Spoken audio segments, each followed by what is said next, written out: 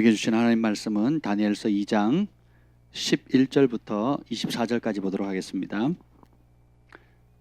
다니엘 2장 11절부터 24절까지요.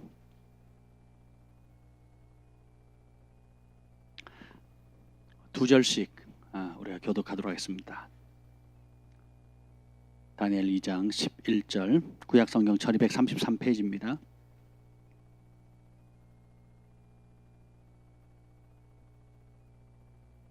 다 찾으셨습니까? 자, 우리 두 절씩 우리 교독하도록 하겠습니다. 왕께서 물으신 것은 어려운 일이라. 육체와 함께 살지 아니하는 신들 외에는 왕 앞에 그것을 볼 자가 없나이다 한지라. 왕이 이로 말미암아 진노하고 통분하여 바벨론의 모든 지혜자들 다 죽이라 명령하니라. 왕의 명령이 내림에 지혜자들은 죽게 되었고 다니엘과 그의 친구들도 죽이려고 찾았더라. 그때 왕의 근위대장 아리옥이 바벨론 지혜자들을 죽이러 나가매 다니엘이 명찰하고 슬기로운 말로 왕의 근위대장 아리옥에 물어 이르되 왕의 명령이 어찌 그리 급하냐 하니 아리옥이 그 일을 다니엘에게 알림해 다니엘이 들어가서 왕께 구하기를 시간을 주시면 왕에게 그 해석을 알려드리이다 하니라. 이에 다니엘이 자기 집으로 돌아가서 그 친구 하나냐와 미사엘과 아사랴에게 그 일을 알리고 하늘에 계신 하나님이 이 은밀한 일에 대하여 불쌍히 여기사 다니엘과 친구들이 바벨론의 다른 지혜자들과 함께 죽임을 당하지 않게 하시기를 그들로 하여금 구하게 하니라. 예, 이 은밀한 것이 밤에 환상으로 다니엘에게 나타나 보임에 다니엘이 하늘에 계신 하나님을 찬송하니라. 다니엘이 말하여 이르되 영원부터 영원까지 하나님의 이름을 찬송할 것은 지혜와 능력이 그에게 있음이로다. 그는 때와 계절을 바꾸시며 왕들을 폐하시고 왕들을 세우시며 제자에게 지혜를 주시고 총명한 자에게 지식을 주시는도다. 그는 깊고 은밀한 일을 나타내시고 어두운 데에 있는 것을 아시며 또 빛이 그와 함께 있도다. 나의 조상들의 하나님이여 주께서 이제 내게 지혜와 능력을 주시고 우리가 주께 구한 것을 내게 알게 하셨사오니 내가 주께 감사하고 주를 찬양하나이다.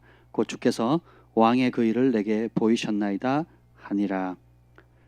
아멘. 여기까지 읽도록 하겠습니다. 주님 감사합니다. 주의 성령께서 오늘 이 밤에도 우리의 마음을 이끌어 주시고 우리의 몸을 아버지 전에 달려나올 수 있는 은혜를 주심을 감사합니다.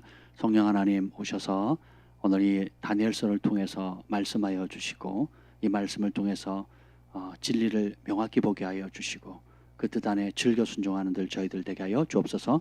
하루 동안에 또 지친 몸들 또 새 힘을 주시고 말씀을 통해서 이 예배를 통해서 또 함께 기도할 때에 하늘의 은혜를 부어 주셔서 정말 다시금 일어나 힘을 얻고 우리의 영이 소생하며 또 주님의 기뻐하신 뜻을 또 달려갈 수 있는 용기를 불어넣어 주시옵소서.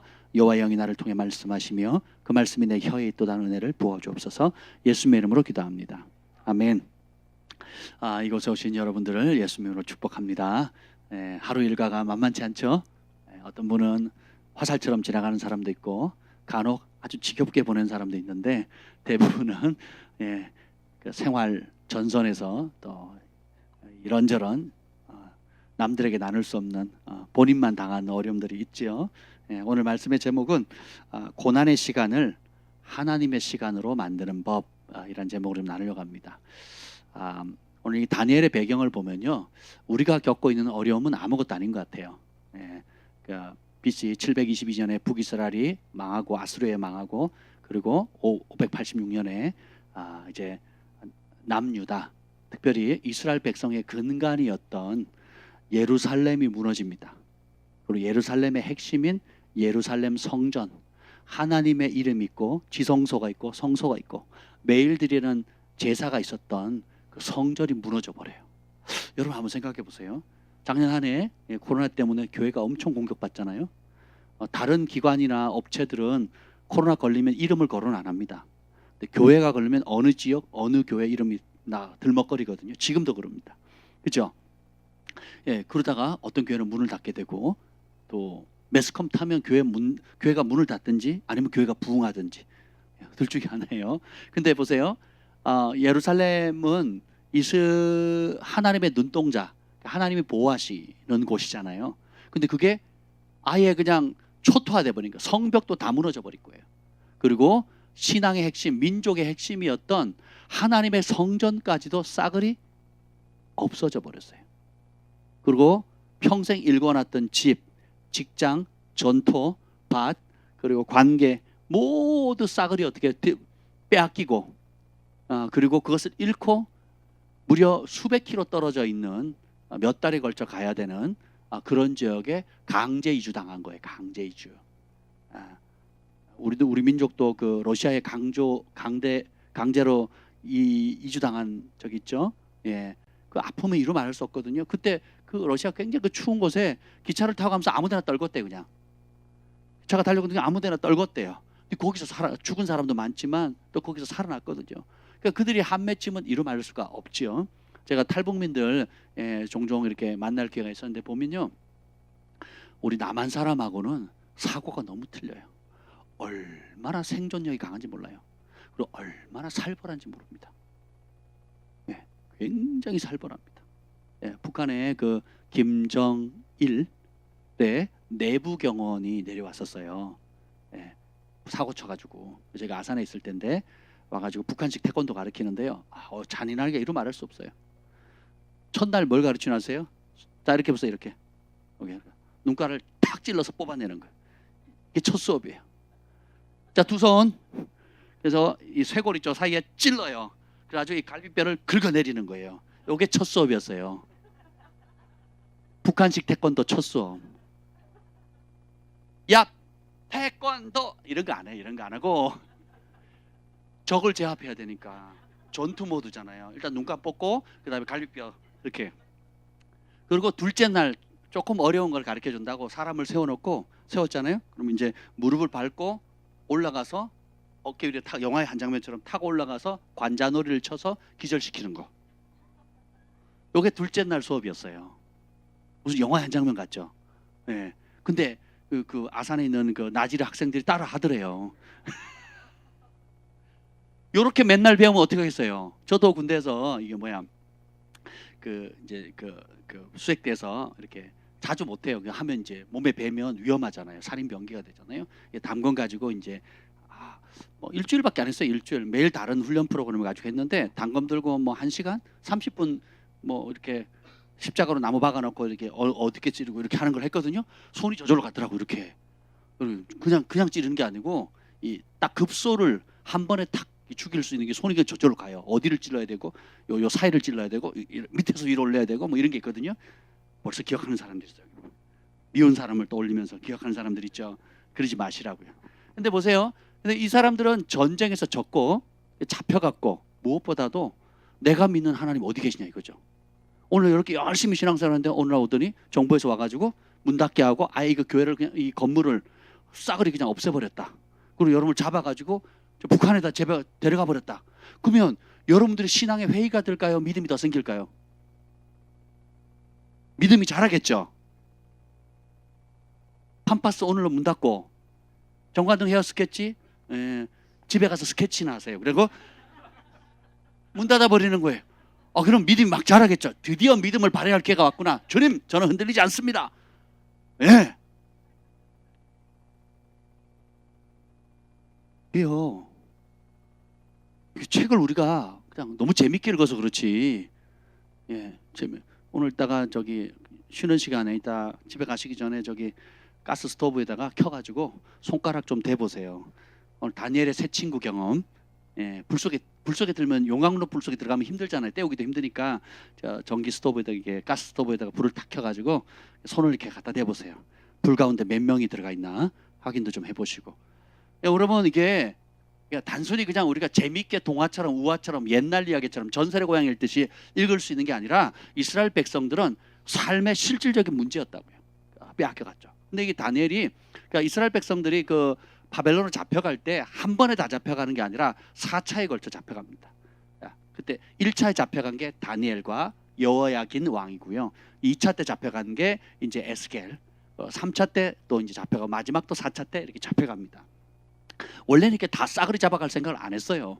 예, 근데 속국으로 하려고 했는데 이 왕들이 이제 애굽을 의지하고 예레미야는 계속 그 바벨론한테 항복하고 쫓아가라. 그게 하나님 뜻이다. 70년이 차야 된다. 그게 하나님이 땅을 정화시키는 거고 하나님의 계획이니까 좋은 말 할 때 들어. 그랬는데 들어요, 안 들어요? 안 듣죠. 조금만 틈을 주면 어떻게 해요? 애굽 찾아가는 거예요. 애굽. 성경의 애굽은 긍정적으로 묘사한 적이 거의 없습니다. 마지막에 애굽도 돌아오는, 이집트도 돌아오는 예언은 있지만 애굽과 바벨론을 얘기할 때는 항상 어떻게 해요? 인간의 힘의 그 정점을 얘기를 해요. 애굽은 인간의 힘의 정점을 얘기하고요. 바벨론은 세상을 통치하는 최고의 권력을 상징합니다. 요한계시록도 바벨론이 나오죠. 예, 그죠? 그리고 아브라함도 어려우면 어디로 가요? 애굽. 그리고 야곱도 어려우면 어디 가요? 이삭도 어려우니까 어디로 가려고 그래요? 하나님 말리죠. 안 갔죠. 예, 그래서 근데 하나님의 지혜는 뭐예요? 그 애굽을 종속되는 게 아니라 애굽을 변화시키고 애굽을 통치하게 만들죠. 그래서 애굽을 통치한 사람이 누굽니까? 요셉이죠. 그 바벨론에 가서도 어떻게 해요? 그들이 종으로 끌고 오는 것 같지만 결국은 바벨론을 통치하는 건 누구예요? 하나님과 하나님의 백성들. 그 다니엘과 그다음에 그 바벨론 다음 제국인 페르시아 제국에서는 에스더 왕후가 나오죠. 모르드게가 나오고. 그러니까 어떤 환경 속에 집어넣어도 그때는 굉장히 어려운 것 같아요. 자, 이해할 수 없는 고난. 아니 우리 조상이 잘못했는데 왜 내가 고생해야 되는 거예요? 이런 질문 안 되겠어요? 우리 아버지가 잘못했는데 왜 내가 고생해야 되는 거예요? 우리 조상이 사고 쳐가지고 하나님 말씀 불순종했는데 왜 우리가 바벨론 포로 잡혀가지고 이렇게 종살이를 하냐 말이에요. 그런 생각이 들겠죠. 예, 그 자녀들이 또 거기서 또 정착하고 살면 그런 생각 안 들겠습니까? 그래서 우리 내적 치유에 보면 태아 때부터 상처를 받았다고 이런 얘기를 합니다. 실제로 그래요. 예, 제가 실제로 그렇고. 예, 그래서 그럼 그 상처를 왜 받았냐? 그럼 부모님 때문이거든요. 그럼 부모님은 또 왜 받았냐? 그 왜 또 부모님이거든요. 그러니까 결국은 누구 때문에 고통받는 거예요? 조상 때문에. 그죠? 이게 뭐예요? 핑계거리를 찾는 거거든요.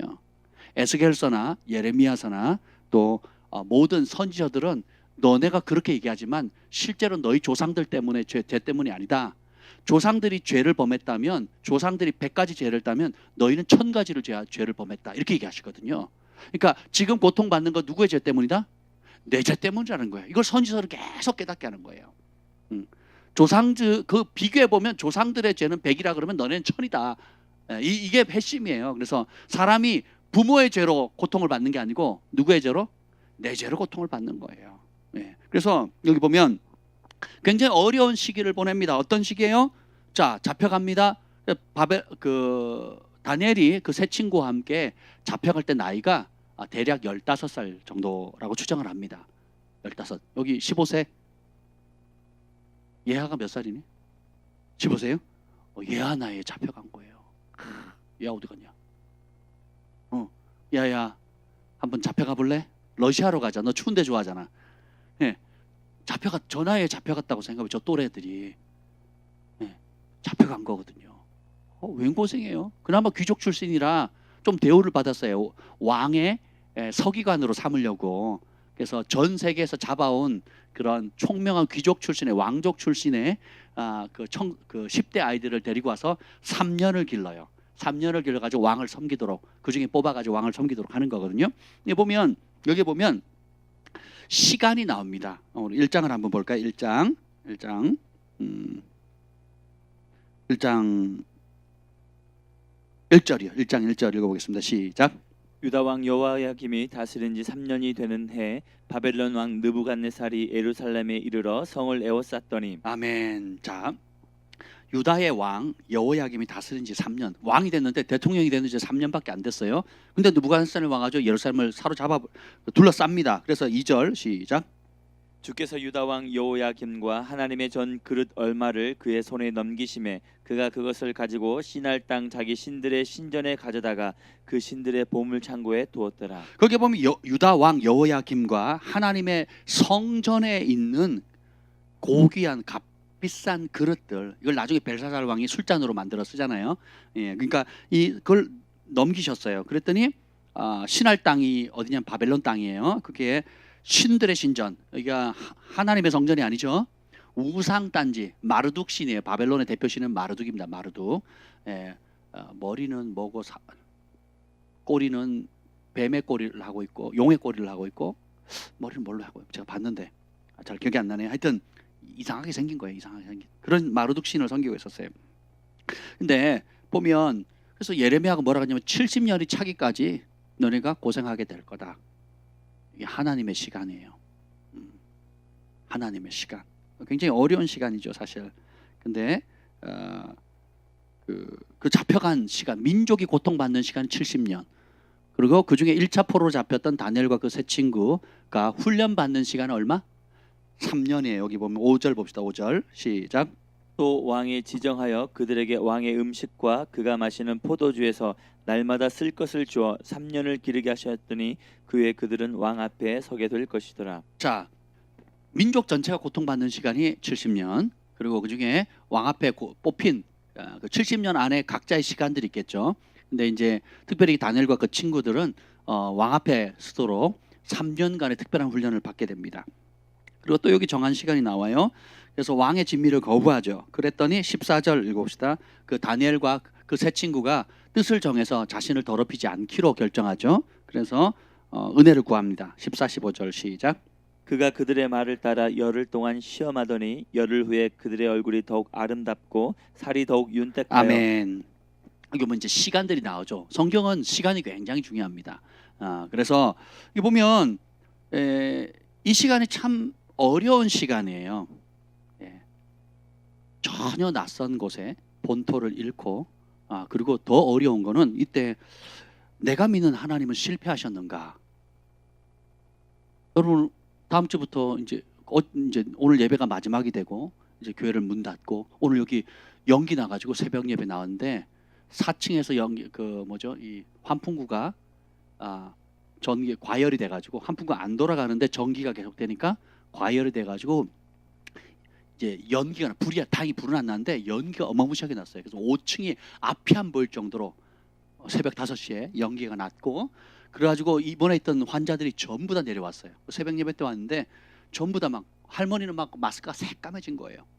그래서 뭐 환자들 놀래가지고 전부 다 전 다 새벽 예배 나오시는 줄 알고 부흥이 터졌다 이렇게 생각했는데 그게 아니더라고요. 소방차 7대인가 뭐 10대 넘게 들어왔죠. 저기 하나은행까지 하나은행부터 여기까지 꽉 그 큰 소방차가 대기하고 있고요. 막 못 들어가게 하는 거예요. 그래서 다시 뒤로 와가지고 봤더니 환자들이 저기 목사님을 기다리고 있더라고요.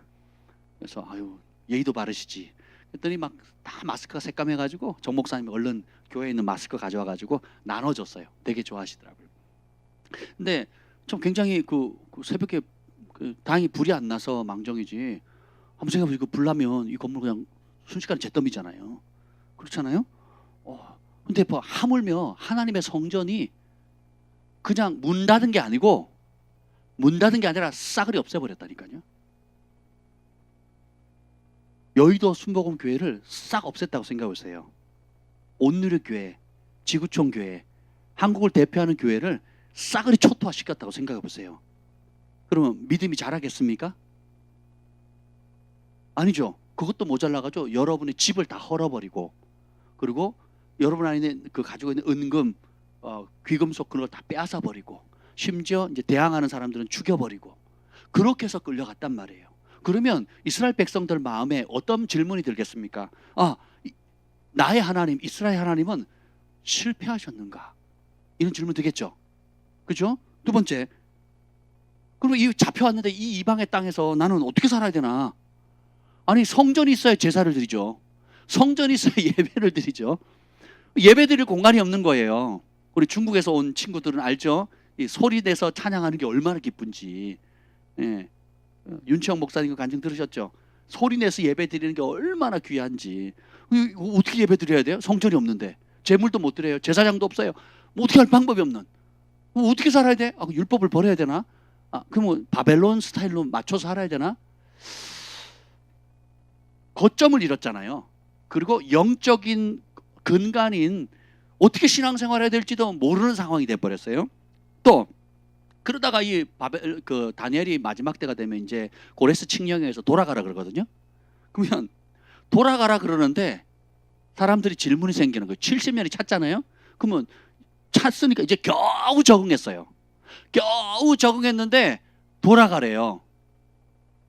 거기에 이제 그 그 123층에 롯데타워를 지어가지고 기다리는 게 아니에요. 거기는 초토화됐고 아주 바벨론을 보면 아주 변방 지역이고, 예, 그리고 70년 동안 황폐화된 지역이기 때문에 예루살렘 성벽도 없고요, 성전도 없어요. 한마디로 황폐화된 땅으로 돌아가려는 거예요. 70년간 겨우 정착했어요. 이 바벨론이 참 좋은 게 뭐냐면 포용 정책을 쳤기 때문에 뭐냐면 그들이 회당을 만들도록 해줬고, 그 다음에 장로라든지 그런 직분을 유지하도록 만들어줬어요. 서신 왕래를 마음껏 하게 해주고, 무엇보다 놀라운 게 뭐냐면 개인 소유를 인정해줬어요. 그러니까 이게 벌써 1세대는 고생을 했지만 그 다음 세대는 벌써 다니엘처럼, 예, 또 중직에 오른 사람들도 있고, 그렇죠? 예, 그리고 각 층의 유대인들이 또 돈을 잘 벌잖아요. 그러니까 개인 소유를 인정해 주니까 지혜가 있으니까 이 정착하는 거예요. 집도 사고 땅도 얻고, 또 심지어는 이 잡혀간 여호야긴 왕을 회복시켜요. 그래서 왕이 눈 뽑힌 왕도 있었는데 잡혀간 그 왕은 또 회복시켜 가지고 대우를 해주거든요. 놀랍죠? 그래가지고 우리 왕도 이제 세워졌고, 그 다음에 우리도 소유권을 인정해 주니까 한 70년쯤 되면 어떻게 돼요? 정착이 되죠. 제가 캐나다 유학 갔을 때에 첫 해가 되게 어렵더라고. 처음 석 달은 거의 죽음이었고요.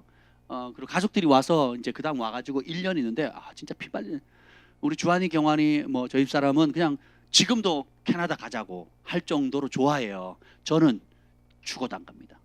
거기는 관광하러 가야지 살려고 하면 안 돼요. 남자들의 무덤이에요. 속지 마세요. 나중에 돈 벌더라도 캐나다 가시면 안 돼. 남자들은 한국에 살아야 돼요. 제가 얼마나 고생했는지 몰라요. 전화 개통하는데 2시간 걸렸어요. 그러니까 통화 연결되는 것만. 그 전화 개통하는 1시간 딱 기다리면 된대요. 진짜 수화기 들고 1시간 기다렸거든요. 그랬더니 연결되더라고요. 그리고 얘기하는데 또 제 친구가 또 와서 한 30분. 그래서 한 1시간 반 만에 겨우 연결이 돼서, 이제 언제 개통이 됐냐? 2주 뒤에 개통이 됐어요. 보름 걸리더라고요. 보름. 전화 개통하는데. 그리고 그 은행 그 어카운트 그 계좌 통장 하나 여는데요. 거기 은행에 중직 그 중요한 직분을 가지고 있는 그 사람이 저를 붙잡고 3시간을 저만 붙어 가지고 해줬어요. 3시간을. 그 은행에 3시간 앉았어요. 통장 하나 개설하는데. 놀랍죠? 제가 그렇게 높은 인물이에요. 한 사람이 저를 잡고는 3시간을 있더라고요. 이러니 살고 싶겠냐고요. 야, 진짜 어려워요. 그래서 근데 참 놀라운 게 한 2년쯤 지나니까 적응이 되고, 3년쯤 되니까 설설 뿌리 내릴까 이런 생각이 들더라고요. 영주권만 주면, 그 다음에 이제 시민권이 나오잖아요. 신청하면. 영주권만 받으면 한국에 못 돌아오겠다는 생각이 들더라고요. 영주권만. 그래서 3년 만에 2년 딱 지나니까 저희는 정착 모드가 되더라고요. 탁월하죠. 근데 이스라엘 백성은 거기서 몇 년을 살아요? 70년 살거든. 70년. 여러분 직장도 가보세요. 새로운 직장이나 알바든 보통 1년, 2년 하면 적응하잖아요. 그렇죠? 뭐 제가 유학 갔는데도 뭐 2년 딱 지나니까 적응이 되더라고. 3년쯤 되니까 그게 음식이 맞아요. 뭐 실란트로 같은 거, 고수 잘 먹습니다. 지금 제가 상추보다 좋아하거든요. 고수를. 여러분 못 드시죠? 고수는 고수만 먹을 수 있는 거예요. 하수들은 먹을 수 없는. 예. 동남아 가면 제일 맨날 넣는 그 있잖아요. 그 고수. 그러니까 이제 정착할 모드가 됐는데, 그런데 벌써 우리 자녀들이 벌써 언어가 바뀌었죠. 그러니까 여기 보면 다니엘서도, 예, 앞부분과 뒷부분은 히브리어로 적혀 있는데 중간 부분은 아람어로 적혀 있거든요. 그러니까 아람어는 당대 국제 언어입니다. 국제 언어. 예, 히브리어는 유대인들만 쓰는 거잖아요. 근데 벌써 이제 70년 동안 이렇게 생활이 되니까 다니엘이 10대 때부터 81세가 될 때까지의 이 다니엘서 전체가 기록되어져 있거든요. 그럼 언제 기록됐을까요? 80세 이후에 기록됐겠죠. 그렇잖아요. 15살 때 80세 될 일을 기록할 수는 없잖아요. 그죠? 그러니까 이 어마무시한 기간 동안에 벌써 사람들은 정착해 버린 겁니다. 근데 선자들이 뭐래요? 돌아가라 그러거든요. 그 실제로 기적적으로 하루아침에 고레스가 왕이 되더니 칙령을 내려서 돌아가라. 자원도 대주겠다. 군대도 지원해 주겠다. 그다음에 공문도 내려주겠다. 근데 사람들이 가요, 안 가요? 안 가거든요. 그래서 안 가고 남은 자손들 중에 이제 에스더가 있고 모르드케가 있는 거예요. 그 선조들이, 그 할아버지 할머니들이 안 간 거예요. 안 가고 눌러 앉아 버린 거예요. 왜 돌아가야 되지? 그죠? 왜 돌아가야 될까요? 이런 질문 생기겠죠. 또 아니 우리 하나님 살아 계신다는데 왜 우리는 계속 지배를 받아야 되는 거야? 왜 선지자도 예언했고 또 하나님 살아 계신다고 얘기하는데 나는 왜 지금 여전히 고통을 받고 있지? 이 고통의 고리가 우리 부모도 당했고 나도 당하는데 내 새끼들도 당하는 거예요. 뻔히 보이는 거예요. 그러니까 어떤 마음이 들겠어요? 세상을 살아가는 데 있어서 내가 왜 사나? 이런 고난은 왜 있는가? 우리 하나님 실패하신 건가? 우리 하나님 과연 살아 계신가? 나는 여기서 어떤 태도를 가지고 살아야 되느냐? 예배하고 싶어도 성전이 없어요. 제사를 드리려고 해도 성전을 지을 수가 없잖아요. 그죠? 사울왕이 지 마음대로 제사 드리다가 죽었죠. 그리고 왕이 제사권 넘겨보다가 문둥병 들죠. 그러니까 이스라엘 백성들이 지 마음대로 제사를 드려요, 못 드려요? 못 드리잖아요. 북이스라엘이 망한 이유가 뭐예요? 제사장 마음대로 세우고, 그렇죠? 그래가지고 하나님께서 북이스라엘을 버리잖아요. 우상을 섬기게 되니까. 그러니까 이게 막 진짜 혼동스럽지 않겠습니까? 꼭 우리 시대하고 똑같은 것 같아요. 교회 안에서는 아멘이고 교회 안에서는 좋은 것 같아요. 믿음의 형제한테 뭐든 다 할 수 있을 것 같아. 문 밖을 딱 나가는 순간 어떻게 돼요? 현실이에요. 이 목사님이 저렇게 피 터져라고 한 말씀을 내가 팜파스에서 어떻게 적용하지? 학교에서는 어떻게 적용할까? 그리고 불신자들, 믿지 않는 사람들 앞에서 내가 어떻게 내 믿음을 지켜가지? 하는 이런 문제들이 생기겠죠. 그러면서 오는 게 갈등과 충돌이에요. 그래서 이스라엘 백성들이 성전이 무너지니까 발전한 게 뭐냐면 회당입니다. 그리고 성전이 있을 때는 그 소나 양이나 비둘기를 가져가서 피 흘려서 제사를 드림으로 예배를 드렸거든요. 근데 이 성전이 무너지니까 이 제사 의식, 예배 의식 중심에서 뭘로 바뀌는 줄 아세요? 하나님의 말씀, 율법으로 바뀌어요. 율법을 소중히 여기게 됩니다. 그래서 전에는 내가 율법을 잘 몰라도 그냥 제사만 잘 드리면 신앙 좋은 거예요. 예배만 꼬박꼬박 따박따박 참석해도, 그죠? 헌금만 11조만 제대로 해도 나는 유대인이고 선민이 되는 거였죠. 근데 이 성전이 싹 없어지니까 뭐만 남아요? 말씀만 남은 거예요. 말씀만. 그래서 오히려 이스라엘 백성들이 바벨론에 잡혀가서 거기 가서 여전히 이방신을 섬겼고 여전히 했지만 초점이 바뀝니다. 어때요? 하나님의 말씀의 가치를 알게 돼요.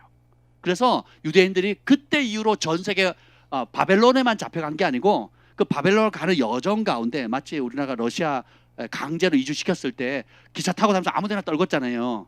그런 것처럼 바벨론을 가는 그 루트가 있잖아요. 그 비옥한 초생달 지역이라고 하는 그 루트를 가면서 떨궈놨어요. 이렇게 중요 도시에 딱딱딱 떨궈놨단 말이에요. 아수르도 그런 비슷한 정책을 취하거든요. 그러니까 지도자도 없죠. 예배할 공간도 없죠. 뭐가 남겠어요? 암송한 말, 암송한 그 토라 말씀밖에 없는 거죠. 그래서 드러나는 형식적인 예배보다 그 형식 안에 담겨져 있는 하나님의 말씀을 발견하게 됩니다. 이런 현상이 생기죠.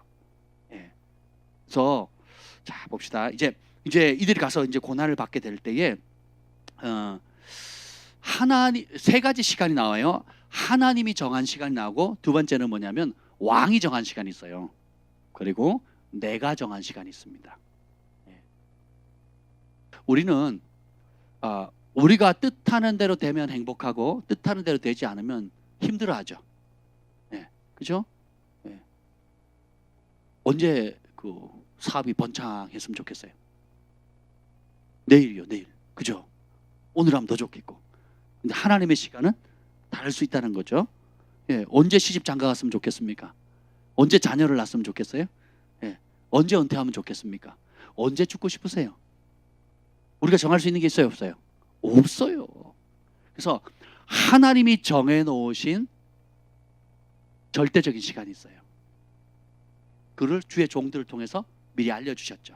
그리고 두 번째는 요 시간은 그냥 아멘입니다. 뭐 우리가 알 길이 없으니까 그냥 아멘합니다. 그 너무 크니까. 두 번째는 뭐냐? 지금 내 삶에 가장 영향력을 주는 권위자, 압제하거나 또 내 신앙을 대적하거나 또 내가 하나님께로 나아가지 못하도록 막는 또 그런 세상의 권위를 위임받은 권위자가 정해놓은 시간이 있어요. 그럼 원튼 원치 않든 그 시간 안에 갇혀지게 돼요. 여러분이 다니는 직장 정확히 출근해야 되죠. 퇴근해야 되죠. 그리고 아파도 가야 되죠. 그리고 쉬고 싶어도 못 쉬지요. 그죠? 근데 다른 직장으로 옮기고 싶은데 여건이 만만치가 않아요. 그리고 나름 좋은데 뭐 월급도 괜찮고 나름 적성에도 맞는데 이 사장님 마음에 안 들어.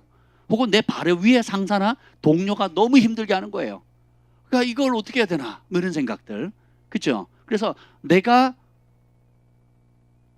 피부로 실제적으로 부딪히는 시간들이 있어요. 어려움의 시간들. 왜 하나님은 하필이면 이런 곳에 이런 사람 밑에 이런 사람과 함께 일을 하게 하셨습니까? 하는 그 사이에 내가 왜 이런 고통을 당해야 됩니까? 믿는 사람으로 하나님을 경외하는데 왜 이런 어려움을 당합니까? 왜 이런 고통을 당하지요? 라는 질문을 하게 되지요. 예. 그래서 이 고난의 시간을 우리가 다 피할 수 없다라는 겁니다. 근데 우리는 고난이 없으면 행복할 것이라는 착각을 해요. 고난이 없으면 그 시간이 고난이 없는 것 이꼬르 행복이라는 도식을 세우거든요. 방정식을. 그런가요? 그게 아니에요. 정말 여러분들이 소중히 여기는 친구들, 절친들 보세요. 언제 사귀었는가? 힘겨울 때 얻었죠. 그리고 여러분이 인생의 추억을 돌이켜 보세요. 우리 부모님 얘기해 보면 보릿고개 시절에 그냥 뭐 김치 하나도 옆집하고 나눠 먹고 삼겹살 하나 구워도 나눠 먹던 그 시절이 행복했다 얘기하거든요. 김 목사님 간증 들었죠? 언제 행복하대요? 캐나다에 저는 죽을 마셨거든요. 돈도 없지, 영어도 안 되지, 그리고 학교 공부해야지, 애들 돌봐야지, 교회 일해야 되지, 그리고 또 내적인 어려움, 또 영적인 갈등, 또 가장으로서의 부담감. 그래서 뭐 우리 가족도 다 거기 가자는데 난 싫어요. 난 죽어도 싫고 죽어도 싫어. 관광지로 관광하러 가야 돼요. 아니 휴가차 가야지. 살러 가자 그러면 난 지금도 싫어요. 지금도 너무 질렸거든. 너무 힘들었단 말이에요. 근데 김 목사님과 우리 아이들은 되게 행복했대요. 여러 가지 이유가 있어요. 저는 죽을 마셨는데 왜 행복했느냐? 하나님 함께 한 마음으로 하나님 얼굴을 구할 수 있는 시즌이 됐으니까. 현실은 너무 어려웠어요. 월말이 되면 그 월세를 내야 돼요. 월세 100만 원을 내야 되거든요. 그 월세와 그리고 최소 그냥 세금 내고 빠듯하게 사는 비용이 이제 2,000불 있어야 돼. 2,000불. 그 중에 1,000불은 세금을 내고 1,000불은 기름값이니 뭐 그냥 물가가 세니까 그냥 기본적으로 하려면 그냥 1,000불 있어야 돼. 그러니까 2,000불 얘도 굉장히 바닥 생활을 해야 되거든. 바닥 생활을 해야 되는데 아유 이거 월세 낼 돈이 없으니까 맨날 기도해야 되는 거예요. 주님이 뭐 딱 1일 날 딱 정해 주시면 좋은데 아니면 뭐 20일 날 정해서 이렇게 딱 정해 주시면 좋은데 그렇게 안 주시고 진짜 막 전날까지도 막 진짜 막 바둥바둥 할 때가 한두 번이 아니었거든요. 근데 그 시간에 행복했대요.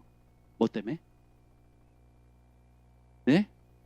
행복의 기준이 환경과는 사뭇 다르다는 걸 우리가 배우는 겁니다. 제가 어릴 때 굉장히 어렸을 때 행복했던 기억은 시골에 태백에 살면서 개울가에 가가지고 가재 잡던 기억. 그리고 방학 때 되면 아침에 나가서 아침 일찍 나가 친구들하고 나가서 저녁 해 떨어지면 들어왔거든요. 그러면 점심은 CU에서 저녁은 세븐일레븐에서 먹은 게 아니에요. 어디서 해결해야 돼요? 산에서, 개울에서, 그리고 그 물가에서 해결해야 되거든요. 그러면 나머지 고구마 캐먹고 옥수수밭 따먹고 그 머루다래 따먹고 더덕 캐고 또 딸기밭에 가서 좀 하기도 하고. 그러니까 보면 되게 행복했거든요. 그 시간이. 사실 환경적으로 보면 사실 그렇게 뭐랄까 좋은 환경은 아니었거든요. 그때 우리 계란 후라이에 가면 또 소세지에 가면 야채 소세지 있잖아요. 야채 소세지에 가면 대박이고 대박. 계란 후라이에서 오는 도시락에서 싸운 애들이 많지 않았거든요. 저희 시골에. 뭐 여기 되게 이상하게 보는데 여러분들. 저희 장모님하고 얘기하면 자네가 나보다 더 오래 산 것 같네. 뭐 그러시네.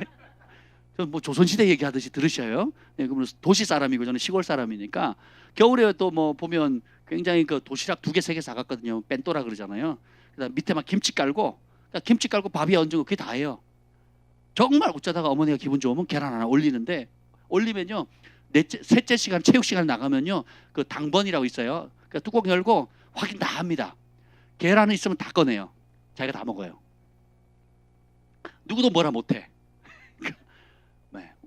세대가 저랑 나이가 비슷하신가 봐요. 그죠? 근데 되게 행복했거든요. 그 시간들이. 지금 생각해 보면 진짜 가난하고 없었거든요. 바나나 꿈도 못 꿉니다. 꿈도. 바나나 꿈도 못 꿔요. 분호는. 파인애플요? 세상에. 파인도 알고 애플도 아는데 파인애플은 몰라요. 뭔지. 보세요. 좀 감이 오세요? 여러분도 여러분이 행복했던 시절을 따져보세요. 고난이 없었기 때문에 행복했나요? 아니면 돈이 없었기 때문에 불행했나요? 반대로 돈이 많았기 때문에 행복했나요? 아니면 고난이 너무 많아서 불행하셨나요? 하나님은 우리를 지으실 때에 환경적으로도 영향을 받지만 우리의 영혼의 진정한 만족은 환경에서 오지 않는다라는 것을 깨닫게 해주시는 거예요. 아멘. 그래서 이 하나님께서 하나님의 백성을 그 바벨론 땅에 보낼 때 얼마나 마음이 아프셨겠어요. 하나님이 기분 나빠서 그냥 욱하는 마음에 보낸 게 아니거든요. 얼마나 많은 선지자들 보냈습니까? 회개하라, 돌이켜라, 회개하라, 돌이켜라. 안 그러면 너네 잡혀간다고 끊임없이 얘기했잖아요. 들어요, 안 들어요? 안 듣죠. 그러니까 레위기법에 의해서 하나님은 신명기 레위기법에 의해서 그대로 심판하신 거예요. 약속하신 그대로. 꼭 그거하고 똑같아요. 야, 소망아, 너 거짓말하면 다음번에 너 거짓말했지. 네. 그러면 이번은 용서해 줄게. 다음번에 얘기하면 맴매 2대. 이렇게 한 거다. 거짓말하지 마라. 근데 또 거짓말해요. 그럼 몇 대 맞아요? 2대요. 네. 근데 2대 때리면서 너 다음번에 또 거짓말하면 그다음 4대 맞는다. 약속을 했단 말이죠. 거짓말하지 말라고. 근데 또 거짓말하면 어떻게 돼요? 4대 맞아요. 그 다음에 또 거짓말하면 8대 맞는다 그랬단 말이에요. 네. 그래서 버릇 고쳤거든요. 버릇. 그렇게 해서 버릇을 고쳤거든요. 왜냐하면 아빠가 거짓말하는 걸 용납을 안 하시는구나. 그래도 가끔씩 해요. 여러분처럼. 생각해 보세요. 하나님이 그 레위기 신명기 28장의 축복과 저주 우리 주일날 선포하는 거 있잖아요. 약속하신 그대로 심판하시는 거거든요. 그거 되게 마음이 아프신 거예요. 근데 보세요. 하나님이 영원히 진노하지 않고 시간을 정해 놓으셨어요. 몇 년? 70년을 정해 놓으신 거거든요. 진노 중에라도 긍휼을 베푸신 거예요. 그리고 그 70년 동안 바벨론 종살이를 하는데 우리가 생각하는 비참한 종살이가 아니에요. 여전히 아프고 여전히 고통스럽고 여전히 힘겨웠고 여전히 억울했고 했지만 그 가운데 뭐예요? 다니엘의 이름이 뜻이 뭡니까? 하나님이 심판하신다 이런 뜻이거든요. 봅시다. 오늘 이제 중요한 걸 볼 텐데 첫 번째 우리가 이 고난의 시간을 내가 이해하지 못하는 이 시간을 하나님의 시간으로 바꿀 수 있는 열쇠가 뭐냐면 따라서 해봅시다. 누가 시간을 정하는가? 이걸 아셔야 돼요. 우리 인생에 시즌이 있거든요. 오늘 여기 보면 2장 21절에 보면 한번 읽어보시죠. 2장 21절 읽어봅시다. 시작. 그는 때와 계절을 바꾸시며 왕들을 폐하시고 왕들을 세우시며 지혜자에게 지혜를 주시고 총명한 자에게 지식을 주시는도다. 하나님께서 때와 계절을 자연의 봄, 여름, 가을, 겨울을 바꿀 뿐만 아니라 우리의 삶의 시즌이 있어요. 부흥기가 있고 쇠퇴기가 있고 또 강성할 때가 있고 약할 때가 있어요. 확장할 때가 있고 움츠릴 때가 있고 드러날 때가 있고 숨을 때가 있고 웃을 때가 있고 울 때가 있고 아플 때가 있고 또 건강할 때가 있죠. 예, 그죠? 사람들에게 은총을 입을 때가 있고 외로울 때가 있고 때와 계절을 누가 움직이신다고요? 하나님뿐만 아니라 왕들을 폐할 때가 있고 왕들을 세워줄 때가 있어요. 그러니까 여러분을 하나님께서 다니엘처럼 때가 돼서 세울 때가 있고 요셉처럼 감옥에서 감출 때가 있는 거거든요. 느부갓네살 왕을 세울 때가 있고 느부갓네살 왕을 낮출 때가 있단 말이죠. 벨사살 왕을 세울 때가 있고 벨사살 왕이 그 왕위로부터 폐회될 때가 있다는 거예요. 이해가 되시죠? 그러니까 북이스라엘의 왕들, 남유다의 왕들을 세우신 분도 하나님이고 낮추시는 분도 하나님입니다. 그래서 여러분이 이 고난의 때를 하나님의 시간으로 바꿀 수 있는 방법은 뭐냐면 따라합시다. 시간은 하나님의 것이다. 하나님이 정하세요. 그걸 믿으셔야 돼요. 그럼 하나님이 정하신다. 따라서 하나님께 있다. 나에게 있는 게 아니에요. 하나님께 있어요. 그래서 하나님이 주세요. 보면 하나님이 주신다는 얘기를 어마무시하게 합니다. 1장 2절.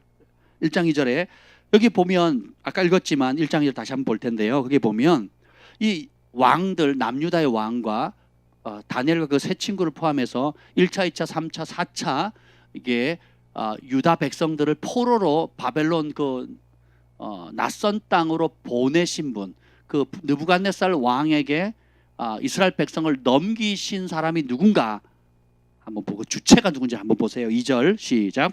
주께서 유다 왕 여호야김과 하나님의 전 그릇 얼마를 그의 손에 넘기심에. 아멘. 자, 유다 왕 여호야김과 하나님의 성전 안에 있는 그릇을 느부갓네살 왕에게 넘기신 분이 누구예요? 하나님이세요. 하나님이 지신 게 아니에요. 하나님이 의도적으로 넘기셨어요. 하나님이 의도적으로 하나님의 백성과 하나님의 성전의 거룩한 물건까지도 이방 낯선 신전에다가 그 왕이 벨사살 왕이 나중에 그걸 술잔으로 쓰거든요. 여러분 한번 생각해 보세요. 성만찬에 쓰는 그 뭐라 그래요? 그 그릇을 뭐라 그러죠? 성찬기를 여러분이 그 불교에서나 혹은 다른 점치는 점쟁이들이 불교에서 그걸 가지고 술잔으로나 뭐 이상한 개밥그릇 쓰면 여러분 기분이 어떻겠습니까? 안 좋겠죠. 그리고 근데 이스라엘 백성 앞에서 그렇게 하거든요. 보란 듯이 조롱하는 거거든요. 조롱. 그 시편 137편을 보면 이스라엘 백성들이 얼마나 서러웠는지. 너네 그 바벨론 사람들이 얘기를 합니다. 니네 나라 노래 좀 불러봐라. 그것도 이스라엘 백성들이 불러요, 못 불러요? 못 불러요. 자기를 잡아왔는데 그 이스라엘 백성들이 부르는 노래는 여호와를 찬양하는 노래잖아요. 아니 마르둑 신이 여호와를 이겼잖아요. 바벨론 제국의 신이 여호와를 이긴 것처럼 보이잖아요. 근데 그 바벨론 신을 섬기는 바벨론 사람들이 니네가 섬기는 하나님 노래 좀 불러보라 이거예요. 니네 고향 땅 노래 불러보라 그런 거예요. 부를 수 있겠어요? 진짜 어려운 상황이죠. 근데 봅시다. 기억할 게 그런 상황을 누가 이끄셨다고요? 누가 넘기셨다고요? 그러니까 그 말은 뭐예요? 하나님이 잔혹한 분이 아니라 하나님이 아신다는 거예요. 하나님이 주권을 가지고 있다는 거예요. 나중에 느부갓네살을 누가 심판하세요? 하나님. 벨사살 왕을 누가 심판합니까? 하나님이죠. 그리고 그 위에 바벨론을 누가 무너뜨리세요? 하나님. 메대와 바사를 누가 세우세요? 하나님. 고레스 칙령을 고레스가 올 것이라고 누가 예언해요? 하나님 예언하시거든요. 그리고 고레스를 세우신 분도 하나님. 고레스 칙령을 통해서 이스라엘 백성들이 또 포로 귀환 1차, 2차, 3차 쭉 귀환하는 것도 누가 하세요? 하나님이 하시는 거예요. 따라서 하나님께 있다. 하나님의 손에 있다. 여러분 그래서 시간은 하나님의 것입니다. 여러분이 지금 겪고 있는 시즌 있잖아요. 과거에 잘 나갈 때 누가 주신 거예요? 하나님. 또 지금의 어려운 거 누구 손에 있어요? 하나님께 있는 거예요. 또 앞으로 하나님께서 약속을 이루시는 그 하나님의 타이밍도 누가 인도하세요? 이게 믿음입니다. 이게 믿음. 이 믿음이 왜 중요하냐? 믿음이 있어야 절망하지 않아요.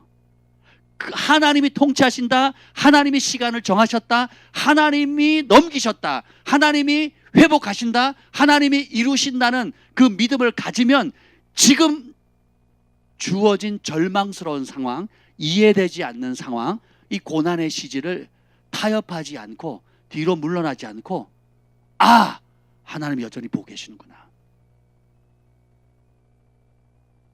오늘 김 목사님이 이런 얘기를 했어요. 같이 대화를 하다가 뭐라고 했냐면 요셉이 열심히 일합니다. 보디발 장군 집에서. 그래서 하나님이 요셉 때문에 복을 주죠. 보디발 장군의 우양 같죠. 요셉에게 떨어지는 국물이 있어요, 없어요?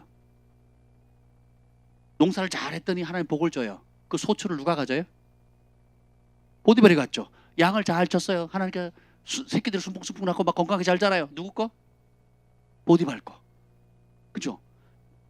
일은 누가 가정 총무면 아내 외에는 집안 그 보디발 장군 집의 모든 일을 관장했는데 그 소유권은 누구에게 있어요? 보디발에게 있어요. 감옥도 그렇죠. 총리가 됐어요. 그래서 7년 풍년 7년 기근에 통해서 땅을 다 걷어들이죠. 수고는 누가 해요? 요셉이 하죠. 근데 그 물건의 주인은 누구예요? 바로가 하는 거예요. 바로가. 다니엘이 열심히 일합니다. 3번이나 총리가 됩니다. 근데 그 수고한 모든 것의 영광을 누가 받아요? 왕이 받거든요.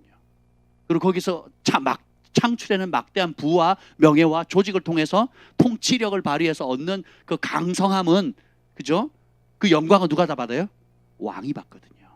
뭡니까? 따라합시다. 내가 주인이 아니다. 이따 마지막에 다룰 건데요. 그럼에도 불구하고 왜 그런 일을 하게 하셨을까요? 왜 그 시련 가운데서도 높이셨을까요? 그 어려움 가운데서도 왜 하나님께서 그런 은총을 주셨을까요? 질문을 해보세요.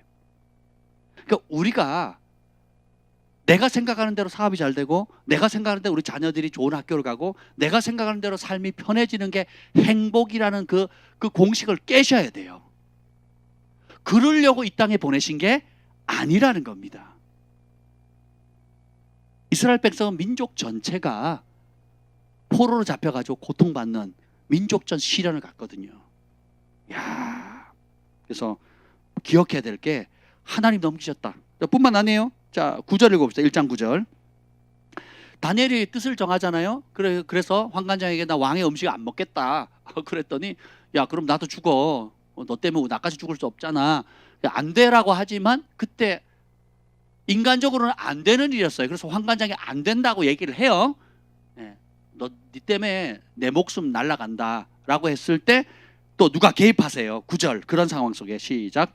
하나님이 다니엘로 하여금 환관장에게 은혜와 긍휼을 얻게 하신지라. 8절에 읽어봅시다. 8절 시작.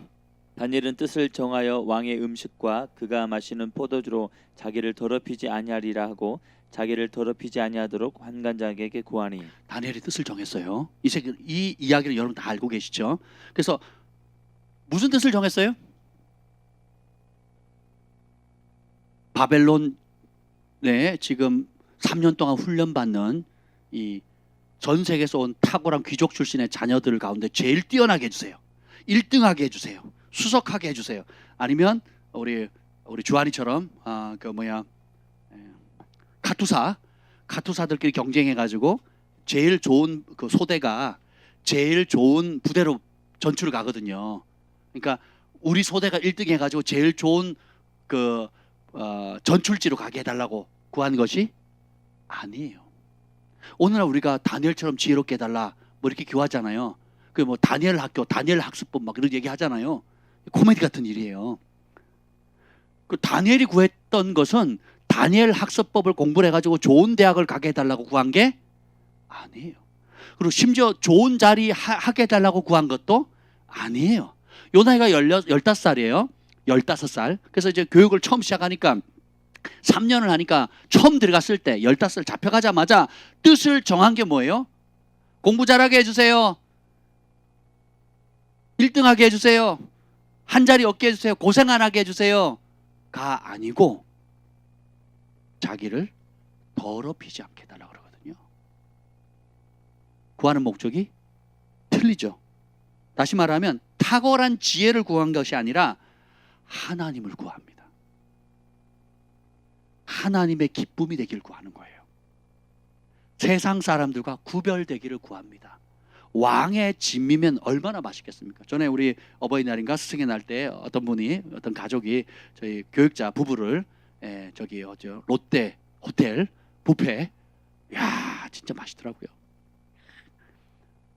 그 먹는데 종사님 좋았죠? 매일 가면 심장병 걸려요. 안 돼. 심장에 기름 차가지고 걸리니까 한 달에 한 번씩 갔으면 좋겠죠. 아니 일주일에 한 번으로 할까요? 일주일에 한 번. 네. 너무너무 좋은 거예요. 가서 이제 그 룸을 또 따로 잡아 주셔가지고 갑자기 귀족이 된 것 같은 거예요. 근데 보세요. 다니엘과 그 친구들은 왕이 먹는 수준의 음식을 먹거든요. 여러분 같으면 거절하겠어요? 기쁨으로 먹겠어요? 포도주도 극상품이에요. 최고의 극상품. 할렐루야. 유대인들은 포도주가 주식이잖아요. 빵과 포도주가 주식이란 말이에요. 포도 주스가 아니에요. 포도주예요. 포도주. 그게 주식이란 말이에요. 그죠? 근데 왕이 먹는 포도주를 주는 거예요. 그럼 여러분 거부할 수 있겠습니까? 아이고 감사합니다. 하나님 땡큐. 하나님 땡큐. 하나님 감사합니다. 그러고 먹지 않겠냐고요. 그죠? 근데 거부해요. 이유가 뭘까요? 음식의 문제가 아니에요. 고대는 왕들이 항상 그 먹는 음식이 자기가 믿는 그 신에게 먼저 바치죠. 예, 바치고 바벨론도 바벨탑도 보면 신전이거든요. 예, 그리고 거기 제가 이번 유튜브에 바벨론 제국 쳐보시면 그 신전에 대해서 나오는데 정말 그 바벨탑 한번 쳐보세요. 신전이에요, 신전. 예, 그 바벨탑이 신전이거든요. 온갖 신들을 그리고 그 안에서 온갖 음란한 것들, 사람이 누릴 수 있는 모든 것들을 다 해요 그 안에서. 그래서 좋은 음식에 막 온갖 것들을 다 합니다. 그러니까 거기에 먼저 받쳐지고 난 거거든요. 그러니까 이게 하나님께 드린 것이 아니라 뭐예요? 우상에게 그러니까 뭐 우상이건 뭐건 상관이 없다는 거예요. 일단 내 입이 즐겁고 내 몸이 편하고 내가 이 새로운 제국 하나님의 성전은 무너졌고 그리고 왕도 없고 그리고 누구도 보호해줄 자가 없는데 그 당대 최고의 강대국의 왕이 직접 뽑아서 은총을 주는데 하나님 땡큐 감사합니다 하고 받아 먹어야 되는 게 정상인데 그걸 거부하기로 결정해요. 왜요? 하나님 보시기에 따라서 하나님 보시기에 더럽다. 이게 보이셔야 돼요. 하나님 보시기에 더럽다. 이게 이 눈이 안 열리죠. 하나님 보시기에 더러워서 역겨워서 토해내치고 싶을 그런 것을 침을 흘립니다. 그 자리 갔으면 좋겠다. 그런 자리를 탐냅니다. 그런 사람이 교제하기를 원하고 그런 사람이 우리 교회를 오기를 원해요. 지난번 부활절 때 대표적인 예가 그렇습니다. 한국을 대표하는 교회에 부활절 연합 예배를 했어요. 이 와중에 주제가 뭐예요? 탄소 배출 감량이에요. 거기다가 이 코로나 사태에 교회를 핍박하고 하나님을 대적하는 악법들을 온갖 악법들을 행하는데 제일 앞서는 정치인들을 제일 앞자리에 앉혔죠. 그리고 하나님 대적하는 왕이 대통령이 축사하는 거를 사람들 앞에 틀고 그리고 서울시장 선거 3일 전에 말이 됩니까 이게? 왜 그래요? 세상이 하나님이 역겨워하고 하나님이 싫어하는 것, 하나님 보시기에 더러운 것을 교회가 좋아하는 거예요. 교회 권력이, 교회 영적 지도자들이 타락하니까 그걸 좋아하는 거예요. 그래서 뭐예요? 나는 대통령 조찬 기도에 참여했다, 서울시장 조찬 기도에 참여했다 라고 얘기를 해요. 그래서 참여했는데 차별금지법이나 그 퀴어 축제나 또 하나님을 대적하는 온갖 법들에 대해서 그렇게 하지 말라고 건의했느냐라고 물으니까 그렇게 한 적이 있어요, 없어요? 없어요. 물론 우리가 모르는 어떤 분들이 개 중에는 몇몇 분들이 공개적으로 비공개적으로 하신 분들이 분명히 있을 거라고 생각해요. 근데 문제는 대세가 그런 얘기를 해요, 안 해요? 안 하고 악수하고 사진 찍고 오는 거예요. 내가 대통령 조찬 기도에 가서 밥 먹고 왔다. 제가 아는 목사님 갔대요. 갔더니 어떻게 되는 줄 아세요? 갔더니 3,000명이 모였대요. 그리고 자기는 아까 대충 보이지도 않더래요. 여러분 1,000명 이상 집회하면 잘 안 보이거든요. 3,000명이면. 그리고 뭐냐면 경호원들이 그럽니다. 내가 밥 먹다가 이제 식사하다가 절대로 화장실 가거나 일어나면 안 된대요. 일어나면 안 된대요. 일어나면 우리 경호원들은 훈련받기를 그 명령이 있대요. 대통령이 뭘 얘기를 하는데 일어나는 순간 저희는 총을 뺍니다. 그래서 미리 식당한테 얘기를 한대요. 절대 일어나면 안 돼요. 화장실로 가면 안 돼요. 그리고 그 3,000명 중에서도 특별히 이제 관계가 있는 사람들 한 100명, 200명을 뽑아가지고 3,000명 중에 100명이면 얼마예요? 몇 프로예요? 하여튼 소수의 100명, 200명을 뽑아가지고 대통령하고 악수하고 사진 찍게 해준대요. 그래서 사진 찍고 가는 겁니다. 조찬 기도회가 아니고 대통령 들러리 서주는 거예요. 대통령 들러리.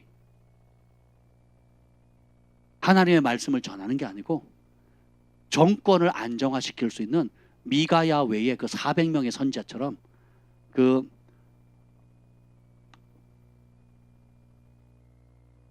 아합 왕 편에 들었던 400명의 거짓 선지자처럼 대통령 들러리 하는 거예요. 대통령 들러리.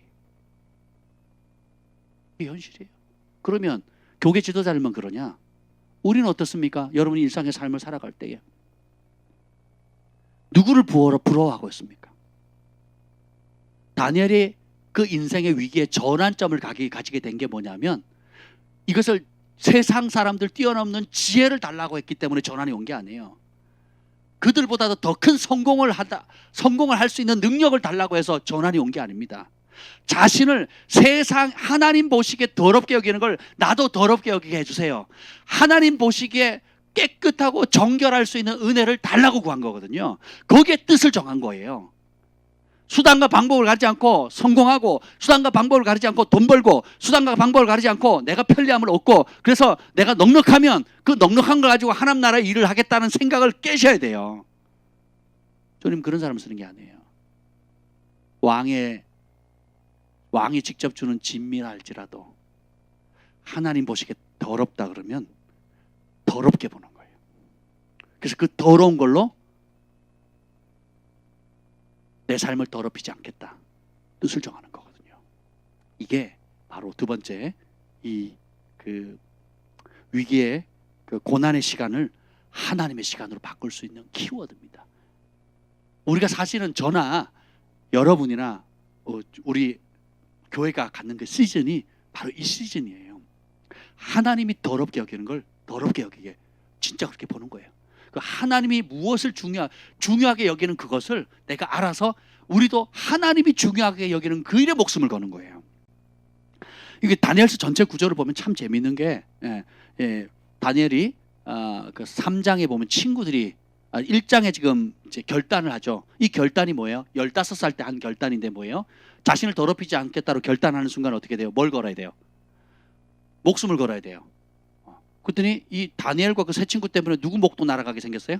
환관장도 걸죠. 근데 거기에 은혜를 입히도록 내가 결단을 하니까 더럽히지 않겠다고 하나님 뜻대로 하나님 기쁨대로 살겠다, 죽으면 죽으라고 결정을 하니까 누가 개입하세요? 하나님이 개입하시는 거예요. 심판의 자리로 옮기신 분은 누구예요? 하나님이에요. 그 심판과 고난의 자리에서 구별되어서 하나님을 위해 살겠다고 뜻을 정하니까 누가 개입하세요? 하나님이 개입하시는 거예요. 3장에 보면 새 친구들이 또 절하는 문제가 생기죠. 그거 어떻게 해요? 그때가 그 새 친구들의 나이가 적게는 22살, 제가 많게는 34살이에요. 이미 왕의 인정을 받았었죠. 그러니까 적게는 22, 20대 혹은 30대 초반이거든요. 20대 초반 아니면 30대 초반 나이란 말이에요. 이제 그러면 그때 한 번 더 이미 이제 은총을 다니엘의 사건 때문에 은총을 입잖아요. 그래서 고위공직에 오른단 말이죠. 그래서 편안할 그때에 다시 한 번 더 시험이 옵니다.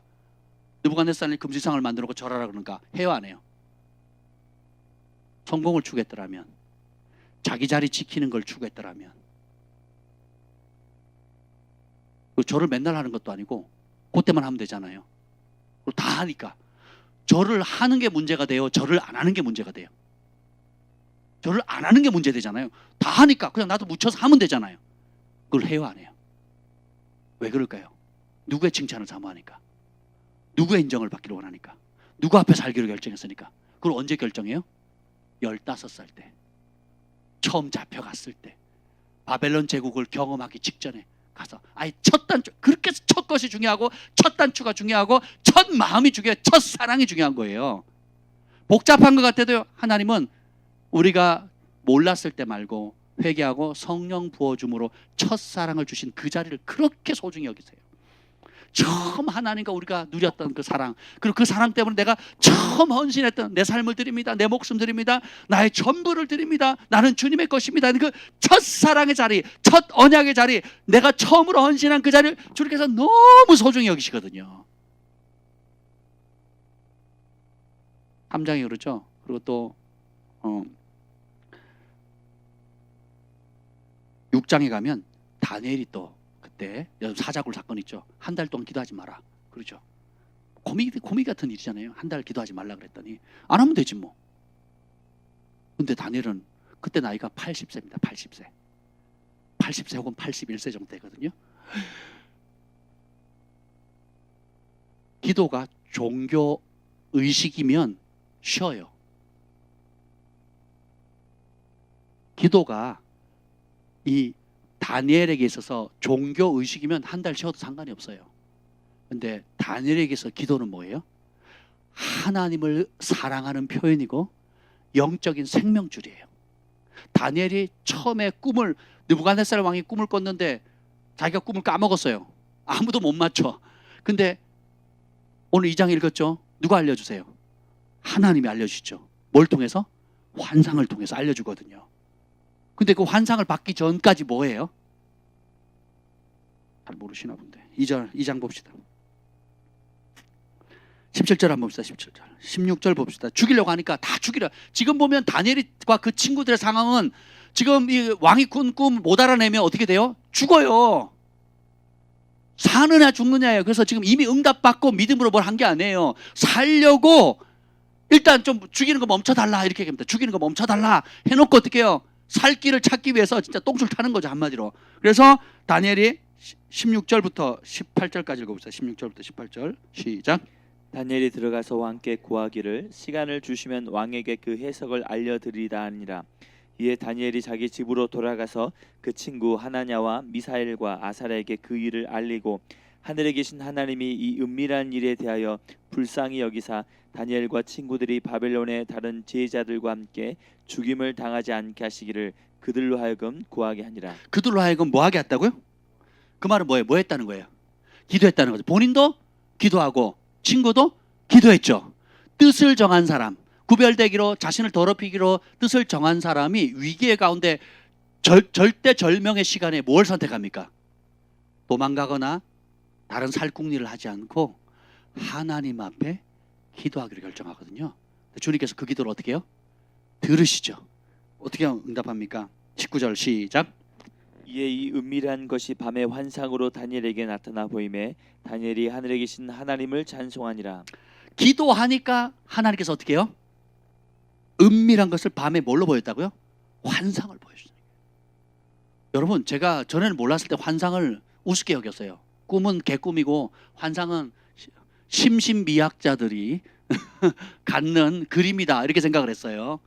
예, 진짜 꿈이나 환상을 정말 개꿈 취급을 했어요.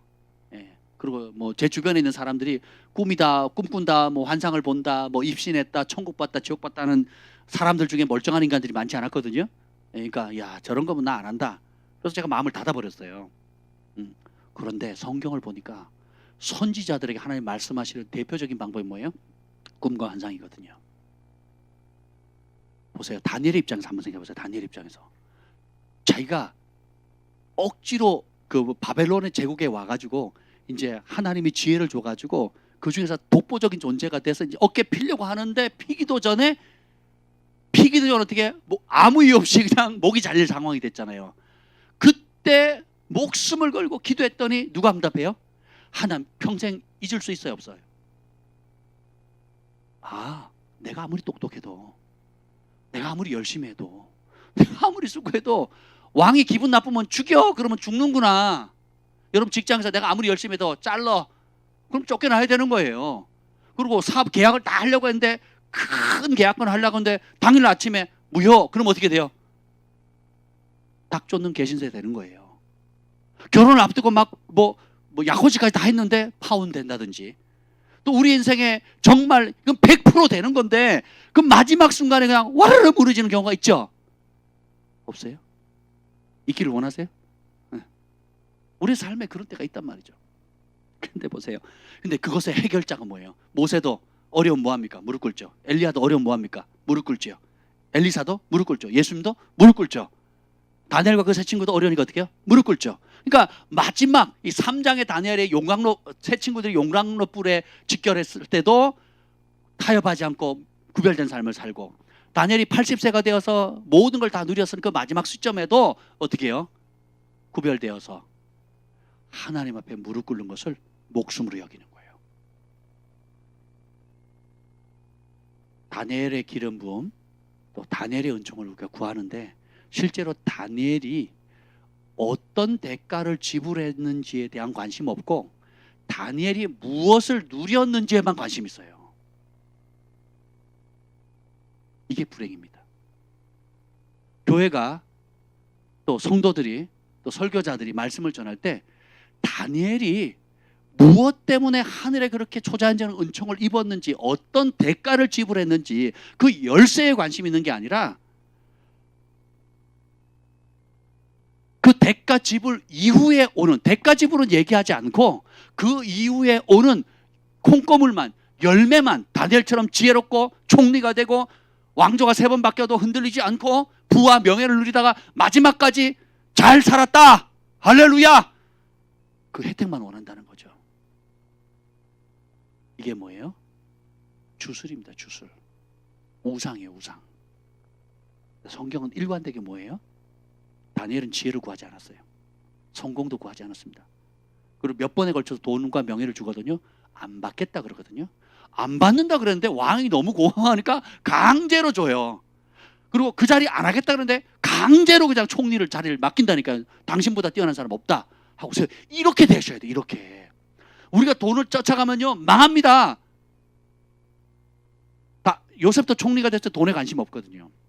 오히려 형제들이 오니까 받은 복을 다 나눠줘 버려요. 땅과 집과 그리고 귀금속과 옷과 그죠? 그 자녀들까지 나눠주는 거지.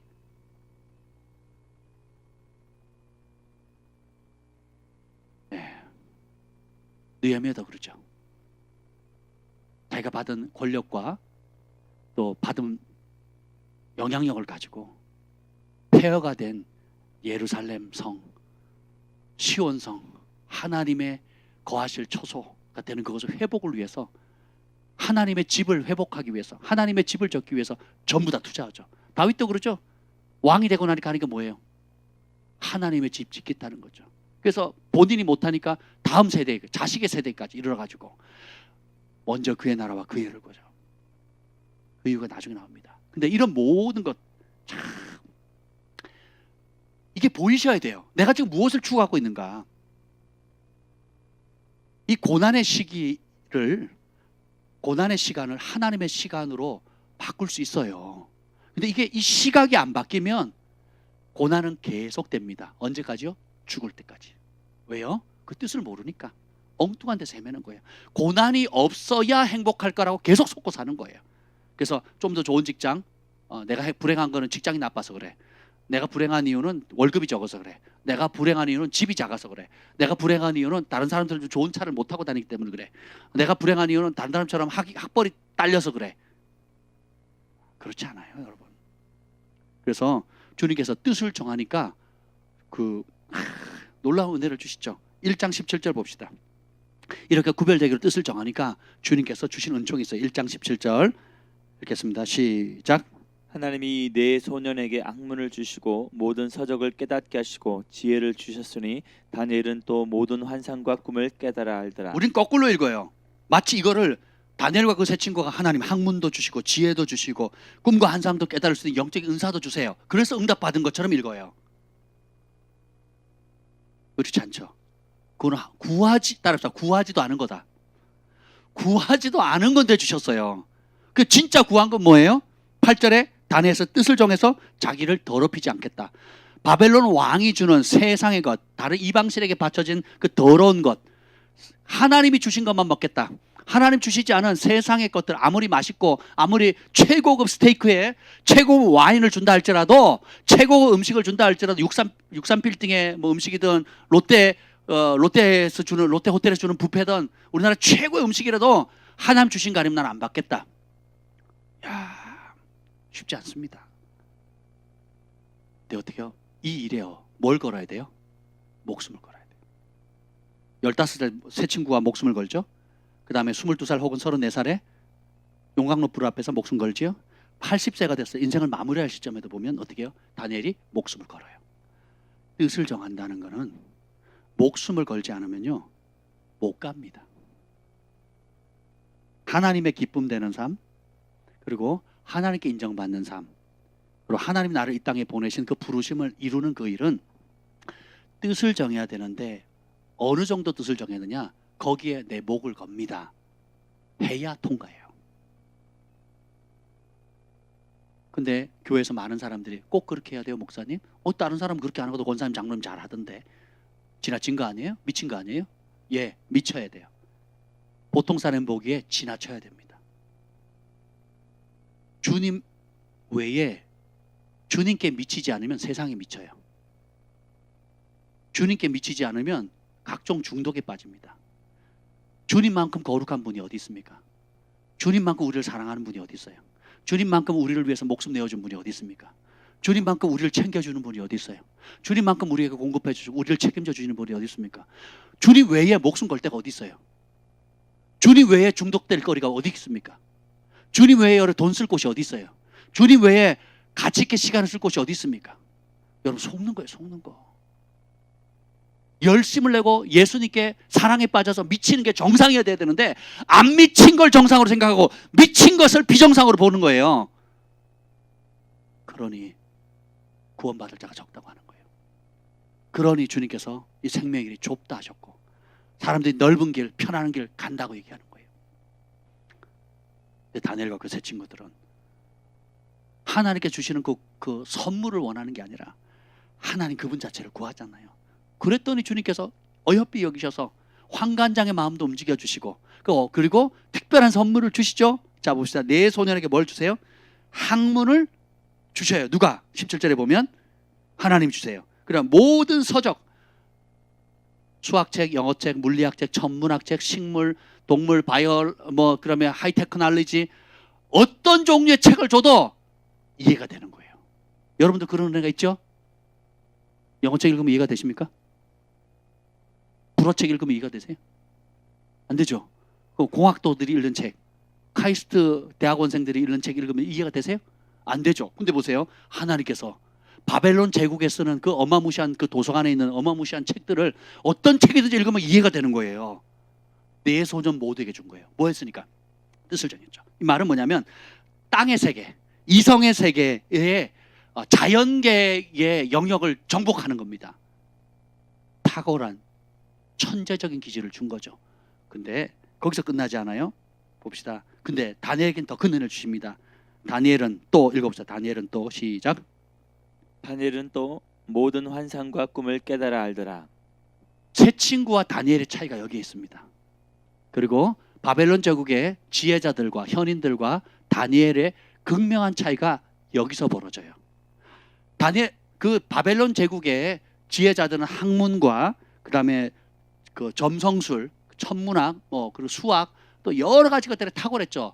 경영, 정치, 또 대인관계, 처세술, 온갖 것들에 대해서 또 군사력, 그런 전략 탁월했지만 그들에게 없었던 거 뭐예요? 모든 환상과 꿈을 깨닫는 거예요. 이거는 초자연적인 세계예요. 하늘의 세계고 영의 세계입니다. 영의 세계를 접속한 사람이 이성의 세계에 탁월한 사람을 다스려요. 제가 사업가들을 이렇게 종종 만나서 대화를 해보면요, 굉장히 사업이 잘 되거나 혹은 가능성, 전도 유망한 그 사업체나 중소기업, 중견기업이나 이런 수장들 있잖아요, 사장님들이나 오너들 보면요, 신접한 사람을 많이 찾아다닙니다. 신기해요. 그들이 오히려 더 냉철하고 이성적이고 과학적이고 논리적일 것 같죠. 맞아요. 계산 빠르고 사람들 다 봅니다. 근데 그걸로 만족 안 합니다. 삼성에서도 옛날에 사람 뽑을 때 어떻게 뽑았죠? 옆에 누구 앉혀요? 면접관 중에 누구 앉혔죠? 예? 관상쟁이 앉혔거든요. 삼성에 시험 쳐가지고 합격해서 이제 2차, 1차, 2차 면접을 보잖아요. 면접 볼 때 그 이력서만 성적은 이미 탁월하잖아요.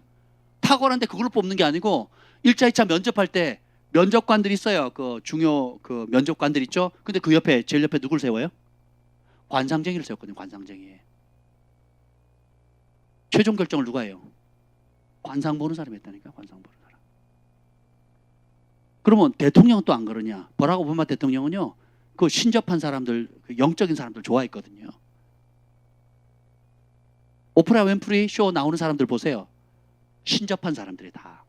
세계 독보적인 사람들은 어떤 영역이든 어둠의 세계든 빛의 세계든 신접한 사람들이에요. 영의 세계를 아는 사람들입니다. 삼성가가 관상쟁이 옆에 놓고 직원 뽑았다 그러면 할 말 없는 거죠. 현대도 마찬가지고요.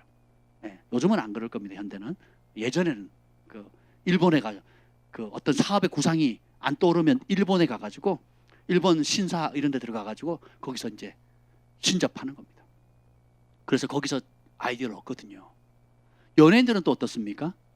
예, 국내외를 막론하고요. 그래서 사주팔자 보러 가고요. 관상 보러 가고요. 또 거기서 하는 말을 그대로 믿습니다. 앞으로 10년은 잘 될 거라고. 그러면 그걸 또 믿어요. 그걸 또 자랑합니다. 사람들 앞에. 전혀 부끄러움이 없어. 전혀 부끄러움. 예, 어둠으로부터 오는 정보거든요. 근데 보세요. 이 다니엘은 빛으로부터 오는 누가 주신다고요? 꿈과 환상을 깨닫게 하는 게? 하나님 주셨다 그러놓고 실제로 어떻게 해요? 위기 때 빛을 발하잖아요. 야, 여러분 안에 누가 계십니까? 하나님의 영이 계시죠. 고린도에 보면 누가 주의 마음을 알겠느냐, 그래서 주를 가르치겠느냐, 그러면서 뭐라 그래요? 우리는 그리스도의 마음을 가진 자라 그랬잖아요. 하나님의 영이 하나님의 비밀한 것을 알아서 우리에게 알려주신다 그랬는데, 마태복음 10장에 보면 말씀하시는, 너희 속에서 말씀하시는 이 곧 너희 아버지의 성령이시니라. 아멘. 그죠? 그래서 여러분들이 예언사역을 받아보시면 알겠지만, 또 축사를 하다 보면 본인도 모르고 사역자도 모르는 것들을 하나님께서 알려주잖아요. 또 옆에 시어들이 있으면 다 보잖아요. 그죠? 그러면 보는 사람도 놀라고, 당사자도 놀라고, 옆에 있는 사람 다 놀라죠. 가족들도 놀라고. 이성의 영역, 자연계의 영역을 뛰어넘는 영적인 세계, 초자연적인 그런 은혜들을 우리 믿는 자에게 주신 거예요. 내가 만민에게 내 영을 부어주겠다 그랬거든요. 할렐루야. 그래서 여러분 9가지 은사가 나오잖아요. 지혜의 말씀, 지식의 말씀, 영분별, 방언 통역함, 예, 그리고 믿음의 은사, 능력 행하며 치유의 은사, 뭐 여러 가지 은사들 있잖아요. 내 힘으로 하는 게 있어요, 없어요? 없잖아요. 다 초자연적이잖아요. 그래서 보통 사람 위에 수재, 수재 위에 천재, 천재 위에 신들린 자예요. 요셉과 다니엘은 하나님의 신들렸다 그랬거든요. 그 신들리게 하는 게 조건이 뭐예요? 거룩함이에요. 거룩함. 거룩함은 적당히 지켜서는 안 되고 뭘 해야 돼요? 목숨을 걸어야 돼요. 한때 해야 되는 게 아니라 15살 때도, 20살, 30살 때도, 그리고 인생을 마감할 팔순이 될 때까지도 끝까지 하나님께 존귀하게 쓰임 받으려면 뭘 지키면 돼요? 거룩함을 지키는 거예요. 만만치 않아요? 만만치 않지만 그 길 갈 수 있는 심플한 방법은 뭐예요? 목숨을 거는 거예요. 그럼 전환점이 옵니다. 여러분 삶에 어마무시한 전환점, 인생의 전환점이에요. 그래서 이걸 좀 잘 기억하시면 좋겠어요. 그리고 또 하나 기억해야 될 게 1장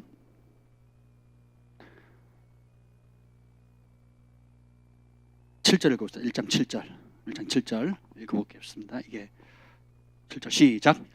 환관장에 그들의 이름을 고쳐 다니엘은 벨드사살이라고, 하나나는 사드락이라고 하고, 미사엘은 메삭이라고 하고, 아사라는 아벤느고라 하였더라. 뭐 다 우리말은 못 알아듣는 말이잖아요. 자, 벨드사살 이름을 바꿔버리잖아요. 이름을 준다는 건 권위를 인정한다는 거고, 정체성을 준다는 거예요. 그래서 제 동생이 저 딸을 낳았을 때 형 이름 좀 지어줘 그러더라고요. 야, 이름을 아버지가 지어줘야지. 형이 지어줘. 그래서 제가 예은이라고 지어줬어요. 예수님의 은혜. 그러니까 둘째를 낳았더니 또 이름을 지어달래요. 그래서 예담이라 그랬어요. 예수님 닮은 삶을 살라고 그랬어요. 그랬더니 막 화를 내더라고요. 남자 이름을 이상하게 짓는다고. 그러고 집에 가서 엄청 자랑했대요. 내가 고등학교 때 아들 낳으면 이름을 예담이라고 지을 거라고 했다고. 근데 우리 형이 예담이라고 지어줬대요. 제가 신령해요. 의외로. 네.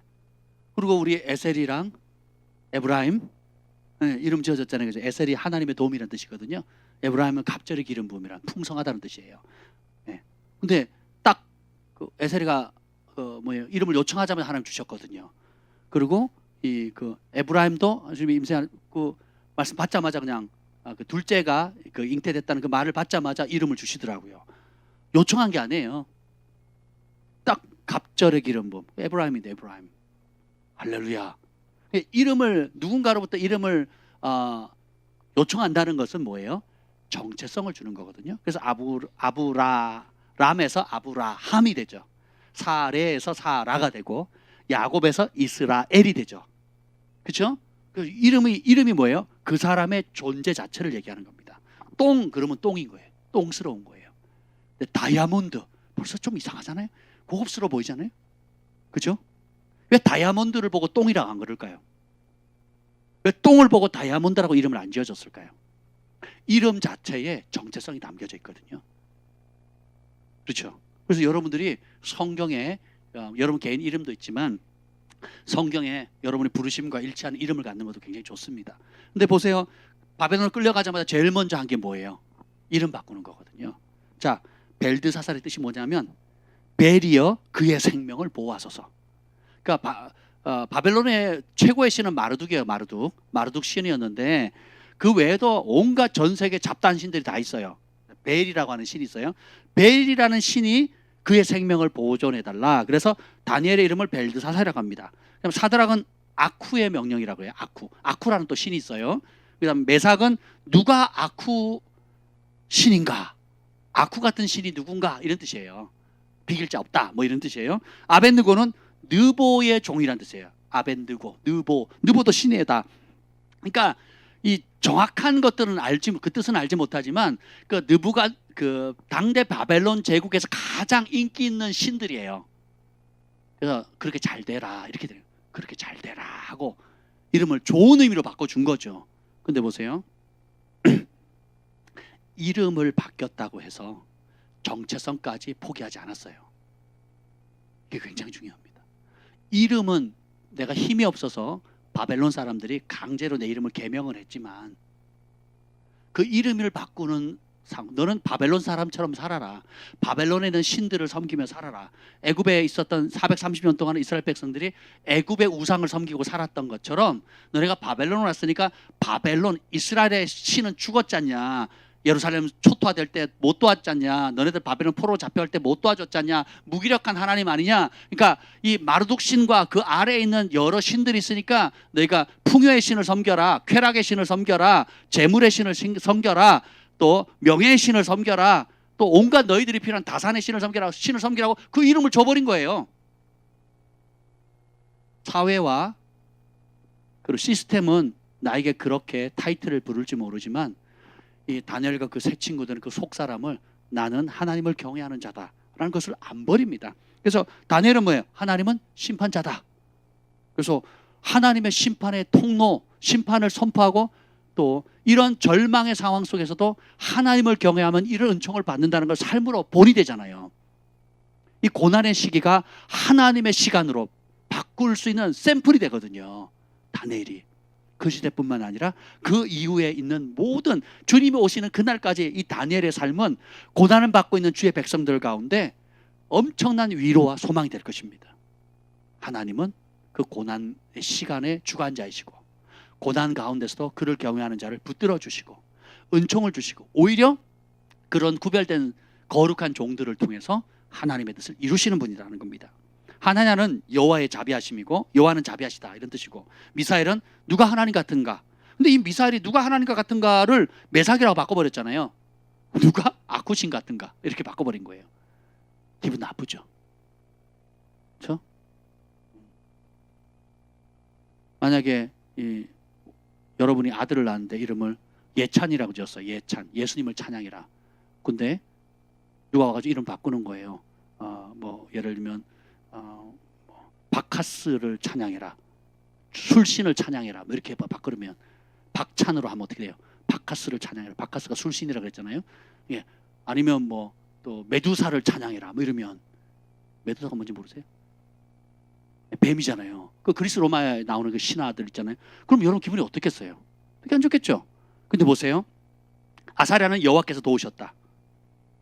근데 아벤느고로 바꿨죠. 이게 뭐예요? 느보의 종으로 하나님이 도우심을 받는, 너는 어디 가도 하나님이 도움을 받을 거다. 이렇게 이름을 지었는데 아니 너는 느보의 종이야. 느보라는 신 우상의 종이야. 이렇게 바꿔버린 거죠. 여러분들이 직장을 다녀도 그렇고 학교를 다녀도 그렇고요.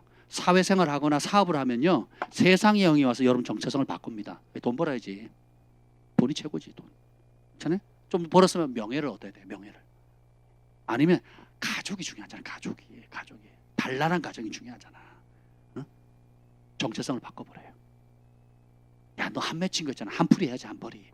응? 못 사던 것도 한번 사보고 사치도 좀 해보고 그 전에 어울리고 싶었지만 못 어울리고 싶은 사회의 어떤 계층들 있잖아. 나도 거기서 한번 어울려 보겠다. 제가 재정의 복을 받은 사람들이 관계를 끊더라고요. 왜냐하면 그 돈이 오니까 그 수준에 맞는 사람으로 레벨업해요. 자기는. 그래가지고 그런 부류의 사람들로 해요. 비행기도 이코노미 타다가 비즈니스석 탑니다. 네, 그러더라고요. 네. 뭐 허리가 아프대나 뭐 어디가 아프대나. 네. 비즈니스석을 탑니다. 비즈니스석이 아니면 안 타요. 사람이 그렇게 바뀌더라니까요. 뭐 큰 돈도 아닌데. 야, 같이 비행기 타는데 진짜 기분 안 좋더라고요. 기분 안 좋아요. 보세요. 그래서 이 뜻을 정했다는 게 뭐예요? 세상에서 나를 어떤 이름으로 불러도 난 상관하지 않겠다. 뭐예요? 하나님을 경외하는 자로. 하나님께서 더럽게 여기는 것을 나도 더럽게 여기겠다. 그래서 나는 하나님 앞에 일절 깨끗함을 지키겠다라고 하는 순간 그때 하나님이 개입하세요. 그리고 자연계를 다스릴 수 있는 지혜뿐만 아니라 초자연적인 세계를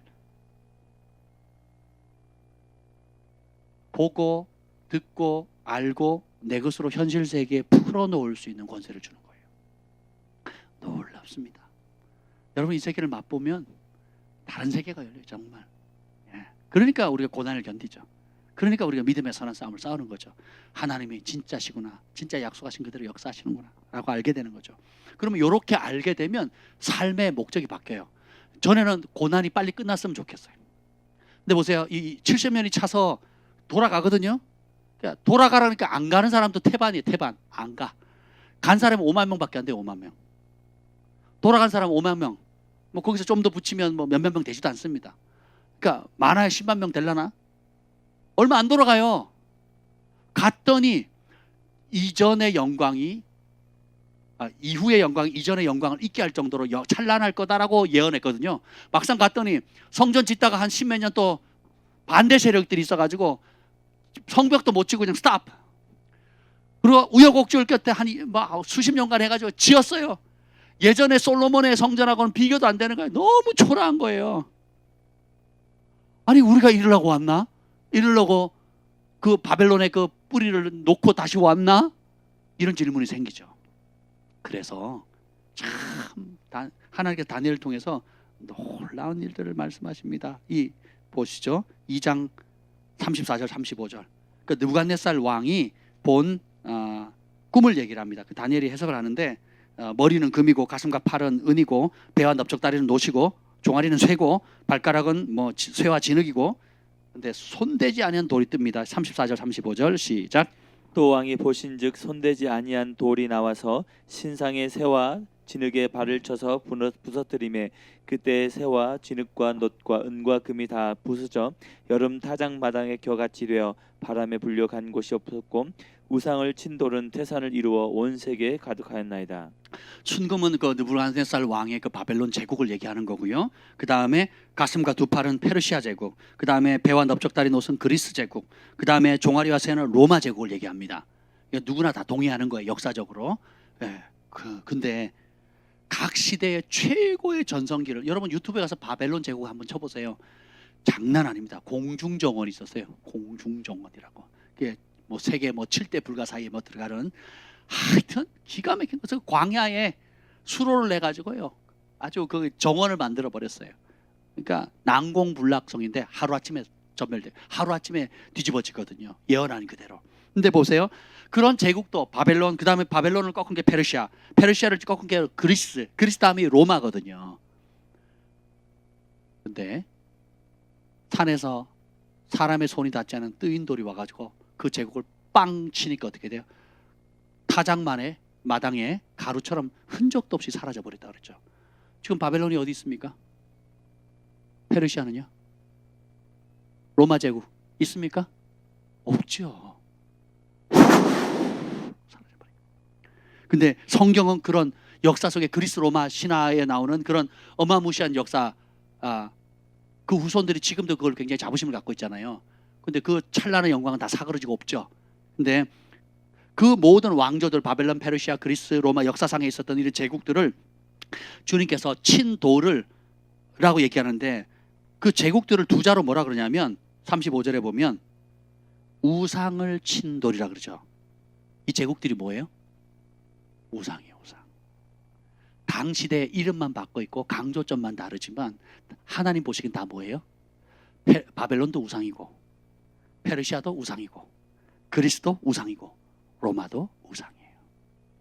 각 시대의 정권을 잡은 사람들이 자기를 신격화하고 우상화해서 사람들이 하나님을 경외하지 못하도록 세상의 영을 받아서 하나님을 대적하는 길로 이끌어갔던 우상들이에요. 근데 보세요, 이걸 쳐서 없애버리고 우상을 친돌은 태산을 이루어서 온 세계에 가득하였다. 만세반석 예수 그리스도를 예언합니다. 그것을 풀어서 설명하죠. 44절 시작. 이 여러 왕들의 시대에 하늘의 하나님이 한 나라를 세우시리니 이것은 영원히 망하지도 아니할 것이요 또 그 국권이 다른 백성에게로 돌아가지도 아니할 것이요 도리어 이 모든 나라를 쳐서 멸망시키고 영원히 설 것이라. 아멘. 이 여러 왕들의 시대가 앞으로 올 겁니다. 예언했죠. 그리고 그 와중에 마지막에 하늘의 하나님께서 한 나라를 세울 것일 건데 이것은 영원히 망하지도 아니하고 그 국권이 다른 민족 백성에게 돌아가지도 않고 도리어 이 모든 나라를 쳐서 멸망시키고 영원히 설 것이다 하면서 예수님을 예언합니다. 이스라엘을 얘기하는 게 아니에요. 예수님이 다시를, 다윗의 왕조를 다시 세운다 그랬거든요. 근데 바벨론 제국 이후로 다윗의 왕조는 다시 일어나지 못합니다. 바벨론에서 70년 만에 돌아오는데 다윗의 왕조는 끊어져 버려요. 그 뒤로 왕이 없어요. 그죠? 중간기를 거쳐가지고 그리스 로마 제국에 의해서 이스라엘은 계속 속국이에요. 그리고 AD 70년에 겨우 성전을 세웠던 게 또 초토화돼가지고 그 이후로 1948년 동안 거의 2000년 동안 나라를 다 잃어버리죠. 하나님 마음은, 하나님의 예언이 한 가지 성취되지 않았는데 뭐예요? 만세 반석 되시는 우리 주 예수 그리스도께서 통치할 왕이 온다는 거예요. 이 위기의 시간을 하나님의 시간으로 바꿀 수 있는 것은 땅의 복이 아닙니다. 하나님이 한 나라를 세울 것인데 그 나라가 영원할 것이다. 우리 주 예수 그리스도께서 만왕의 왕으로 다시 오셔서 통치하실 그날이라는 거예요. 이게 보여야 지금 고난을 이깁니다. 이게 보여야 15살 때 목숨을 걸고 20살 때 승진했을 때도 목숨을 걸고 마지막 인생을 마무리할 때도 목숨을 걸어요. 영원한 나라를 봤거든요. 영원한 나라가 보여야 우리 주 예수 그리스도께서 통치하실 영원한 나라, 그분이 상 주시고 주님께서 약속하신 대로 내 아버지께서 예비하신 그 상급을, 그게 보여야 이 고난의 시기를 통과할 수 있고 이 고난의 때에 다니엘처럼 빛을 발하는 존재가 된다는 거예요. 여기에 대해서 할 얘기가 너무너무 많지만 시간이 없고 오늘 기도하는 시간을 가지려고 12장 마지막으로 넘어가겠습니다. 12장 1절부터 3절까지 보죠. 12장. 다니엘이 마지막에 봤던 환상입니다. 천사가 와서 알려주죠. 12장 1, 2절, 3절 시작. 그때 내 민족을 호위하는 큰 군주 미가엘이 일어날 것이요 또 환난이 있으리니 이는 개국 이래로 그때까지 없던 환난일 것이며 그때 내 백성 중 책에 기록된 모든 자가 구원을 받을 것이라. 땅의 티끌 가운데서 자는 자 중에서 많은 사람이 깨어나 영생을 받는 자도 있겠고 수치를 당하여서 영원히 부끄러움을 당할 자도 있을 것이며 지혜 있는 자는 궁창의 빛과 같이 빛날 것이요 많은 사람을 옳은 대로 돌아오게 하는 자는 별과 같이 영원토록 빛나리라. 자, 마지막 때가 되면 민족, 국가를 보호하는 큰 왕자 미가엘 천사가 일어난다는 거예요. 예수님 시대에 가브리엘 천사가 오고 미가엘 천사가 오죠. 그죠? 요한계시록에도 나옵니다. 그러면 그 마지막 때에 그 천사들의 활동이 활발해진다는 거. 그리고 두 번째는 뭐냐면 환란이 있는데 개국이래요. 나라가 생긴 대로 그 예수님이 마태복음 24장에 예언하죠. 이 환란은 전에도 없었고 후에도 없는 어마무시한 환란이 있게 되는 거예요. 7년 대환란이 오는 거예요. 그 환란을 다니엘이 봐요. 놀랍지 않습니까? 예수님이 오시기 수백 년 전에 이 다니엘이 보는 겁니다. 그리고 하나님 보여주시는 거죠. 근데 또 책 얘기를 합니다.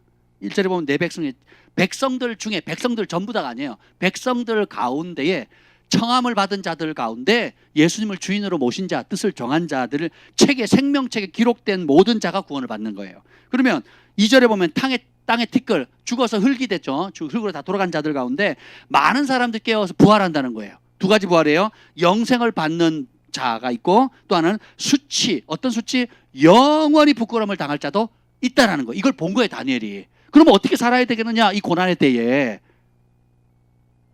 이 고난의 시간을, 우리 한 번뿐인 인생, 이래도 고난 저래도 고난, 이래도 어렵고 저래도 어려운데, 그렇죠? 다니엘이 총리가 3번 됐지만 그게 평탄한 삶이었어요? 정권 바뀔 때마다 목이 왔다 갔다 하잖아요. 권력을 얻었지만, 지혜를 얻었지만, 하나님의 은총을 입었지만 평탄한 삶입니까? 대답을 해보세요. 우리는 이 땅에 파송받았기 때문에 이 땅에 그냥 단란한 가정 꾸려서 문제없이 편안하게 살도록 보냄받지 않았다고. 이걸 깨셔야 된다고, 제발. 사고도 없고 문제도 없고 모든 게 잘 되고 아무 문제도 없는 무균실에 살아가는 것이 행복일 거라고 생각하는, 그걸 깨셔야 된다고요. 반대로 양을 천적인 1위 가운데 보낸 것 같다. 그리고 이 어두운 세상에 보전하라 그랬거든요. 하나님께서 보전하는 거예요. 어둠 가운데 등불이 필요하듯이 죄인들 가운데 병자들에게 의사가 필요하듯이, 어둠이 있는 곳이 짙을수록 빛이 필요하듯이 주님께서 우리를 세상의 빛으로, 그리고 죄인들 가운데 그 죄의 늪에서 끄집어내고 병들어 있는 사람을 고칠 수 있는 하늘의 의사로 주님께서 우리를 부르셨단 말이에요. 그러니까 의사가 환자 만나기를 거부하고 빛이 어둠에 들어가기를 거부한다면 쓸모가 없는 거죠. 나만 구원받고 나만 편하고 나만 잘되고 나만 안락하고, 이걸 깨셔야 된다고. 이게 안 깨지면요, 여러분 기도가 맨날 헛돌아요. 신앙생활이 계속 괴로움입니다. 뭘 해도 만족이 없어요. 왜냐하면 잘못된 단추를 꼈고 시각 자체가 세상에 가 있거든요. 다니엘이 첫 단추를 잘 꼈습니다. 하나님이 더럽게 여기는 거 더럽게 여기겠다. 하나님이 토해내는 거 나도 토해내겠다. 하나님이 기뻐하는 거에 목숨 걸겠다는 거거든요. 그러면 이렇게 인생의 목적을, 영원한 나라가 딱 보이는 순간 인생의 목적이 어떻게 바뀌어요? 3절 다시 읽겠습니다. 12장 3절 시작. 지혜 있는 자는 궁창의 빛과 같이 빛날 것이요 많은 사람을 옳은 대로 돌아오게 한 자는 별과 같이 영원토록 빛나리라. 하늘에 영원히 빛나는 별처럼 될 수 있는 길, 하나님께서 정말 축복하는 자가 될 수 있는 지혜가 뭐냐? 많은 사람을 옳은 대로 인도하는 거예요. 옳은 길은 누굽니까? 예수님밖에 없어요. 하나님의 말씀을 경외하는 길밖에 없습니다. 다니엘의 삶을 통해서 배울 수 있는 게, 다니엘은 세상에서의 성공을 자랑한 적도 없고 꿈꾸지도 않습니다. 더럽히지 않겠다는 거. 내 이름을 바벨론 제국에서 준 그 가치로 바꾸지 않겠다는 거. 이 위기의 시간을 하나님의 시간으로, 하나님이 내게 주신 기회로, 하나님의 영광을 나타낼 기회로, 내가 주님을 선택하면 내 할 일 다 한 거예요. 그럼 그 다음부터 용광로 풀무불 속에 들어가도 하나님 개입하시고, 사자굴에 들어가도 하나님이 개입하시고, 죽음의 위협 앞에서도 하나님이 꿈과 환상을 통해서 개입해 주시고, 초자연적인 하나님의 역사, 막연했던 하나님이 아니라 실제로 내 삶 가운데 내가 거룩함을 선택했을 때, 순종함을 선택했을 때, 하나님 뜻대로 살기를 선택했을 때 보이지 않는 하나님께서 보이는 가시적인 형태로 역사하는 기적을 경험하게 되는 거예요. 그래서 주님께서 이렇게 다니엘에게 은총 주신 이유가 뭐예요? 많은 사람들을 옳은 대로 인도하라는 거예요. 여러분, 성공 추구하시면 우상입니다. 이게 왕조들이 다 우상이라잖아요. 뜨인 돌이 우상의 돌들을 쳤다 그랬잖아요. 모든 우리가 바벨론의 제국의 그 신비로움, 페르시아 제국의 그 강성함, 그리스 로마 제국의 그 위대함, 찬란한 것들 우리가 침 흘릴 게 아니라고요. 하나님 보시기에 뭐라고요? 우상이에요. 그러면 영원한 지혜가 뭐겠습니까? 삶의 목적을 많은 사람을 옳은 것, 하나님의 나라, 하나님의 백성으로 돌이키게 만드는 거예요. 돌이키게 만드는 거예요.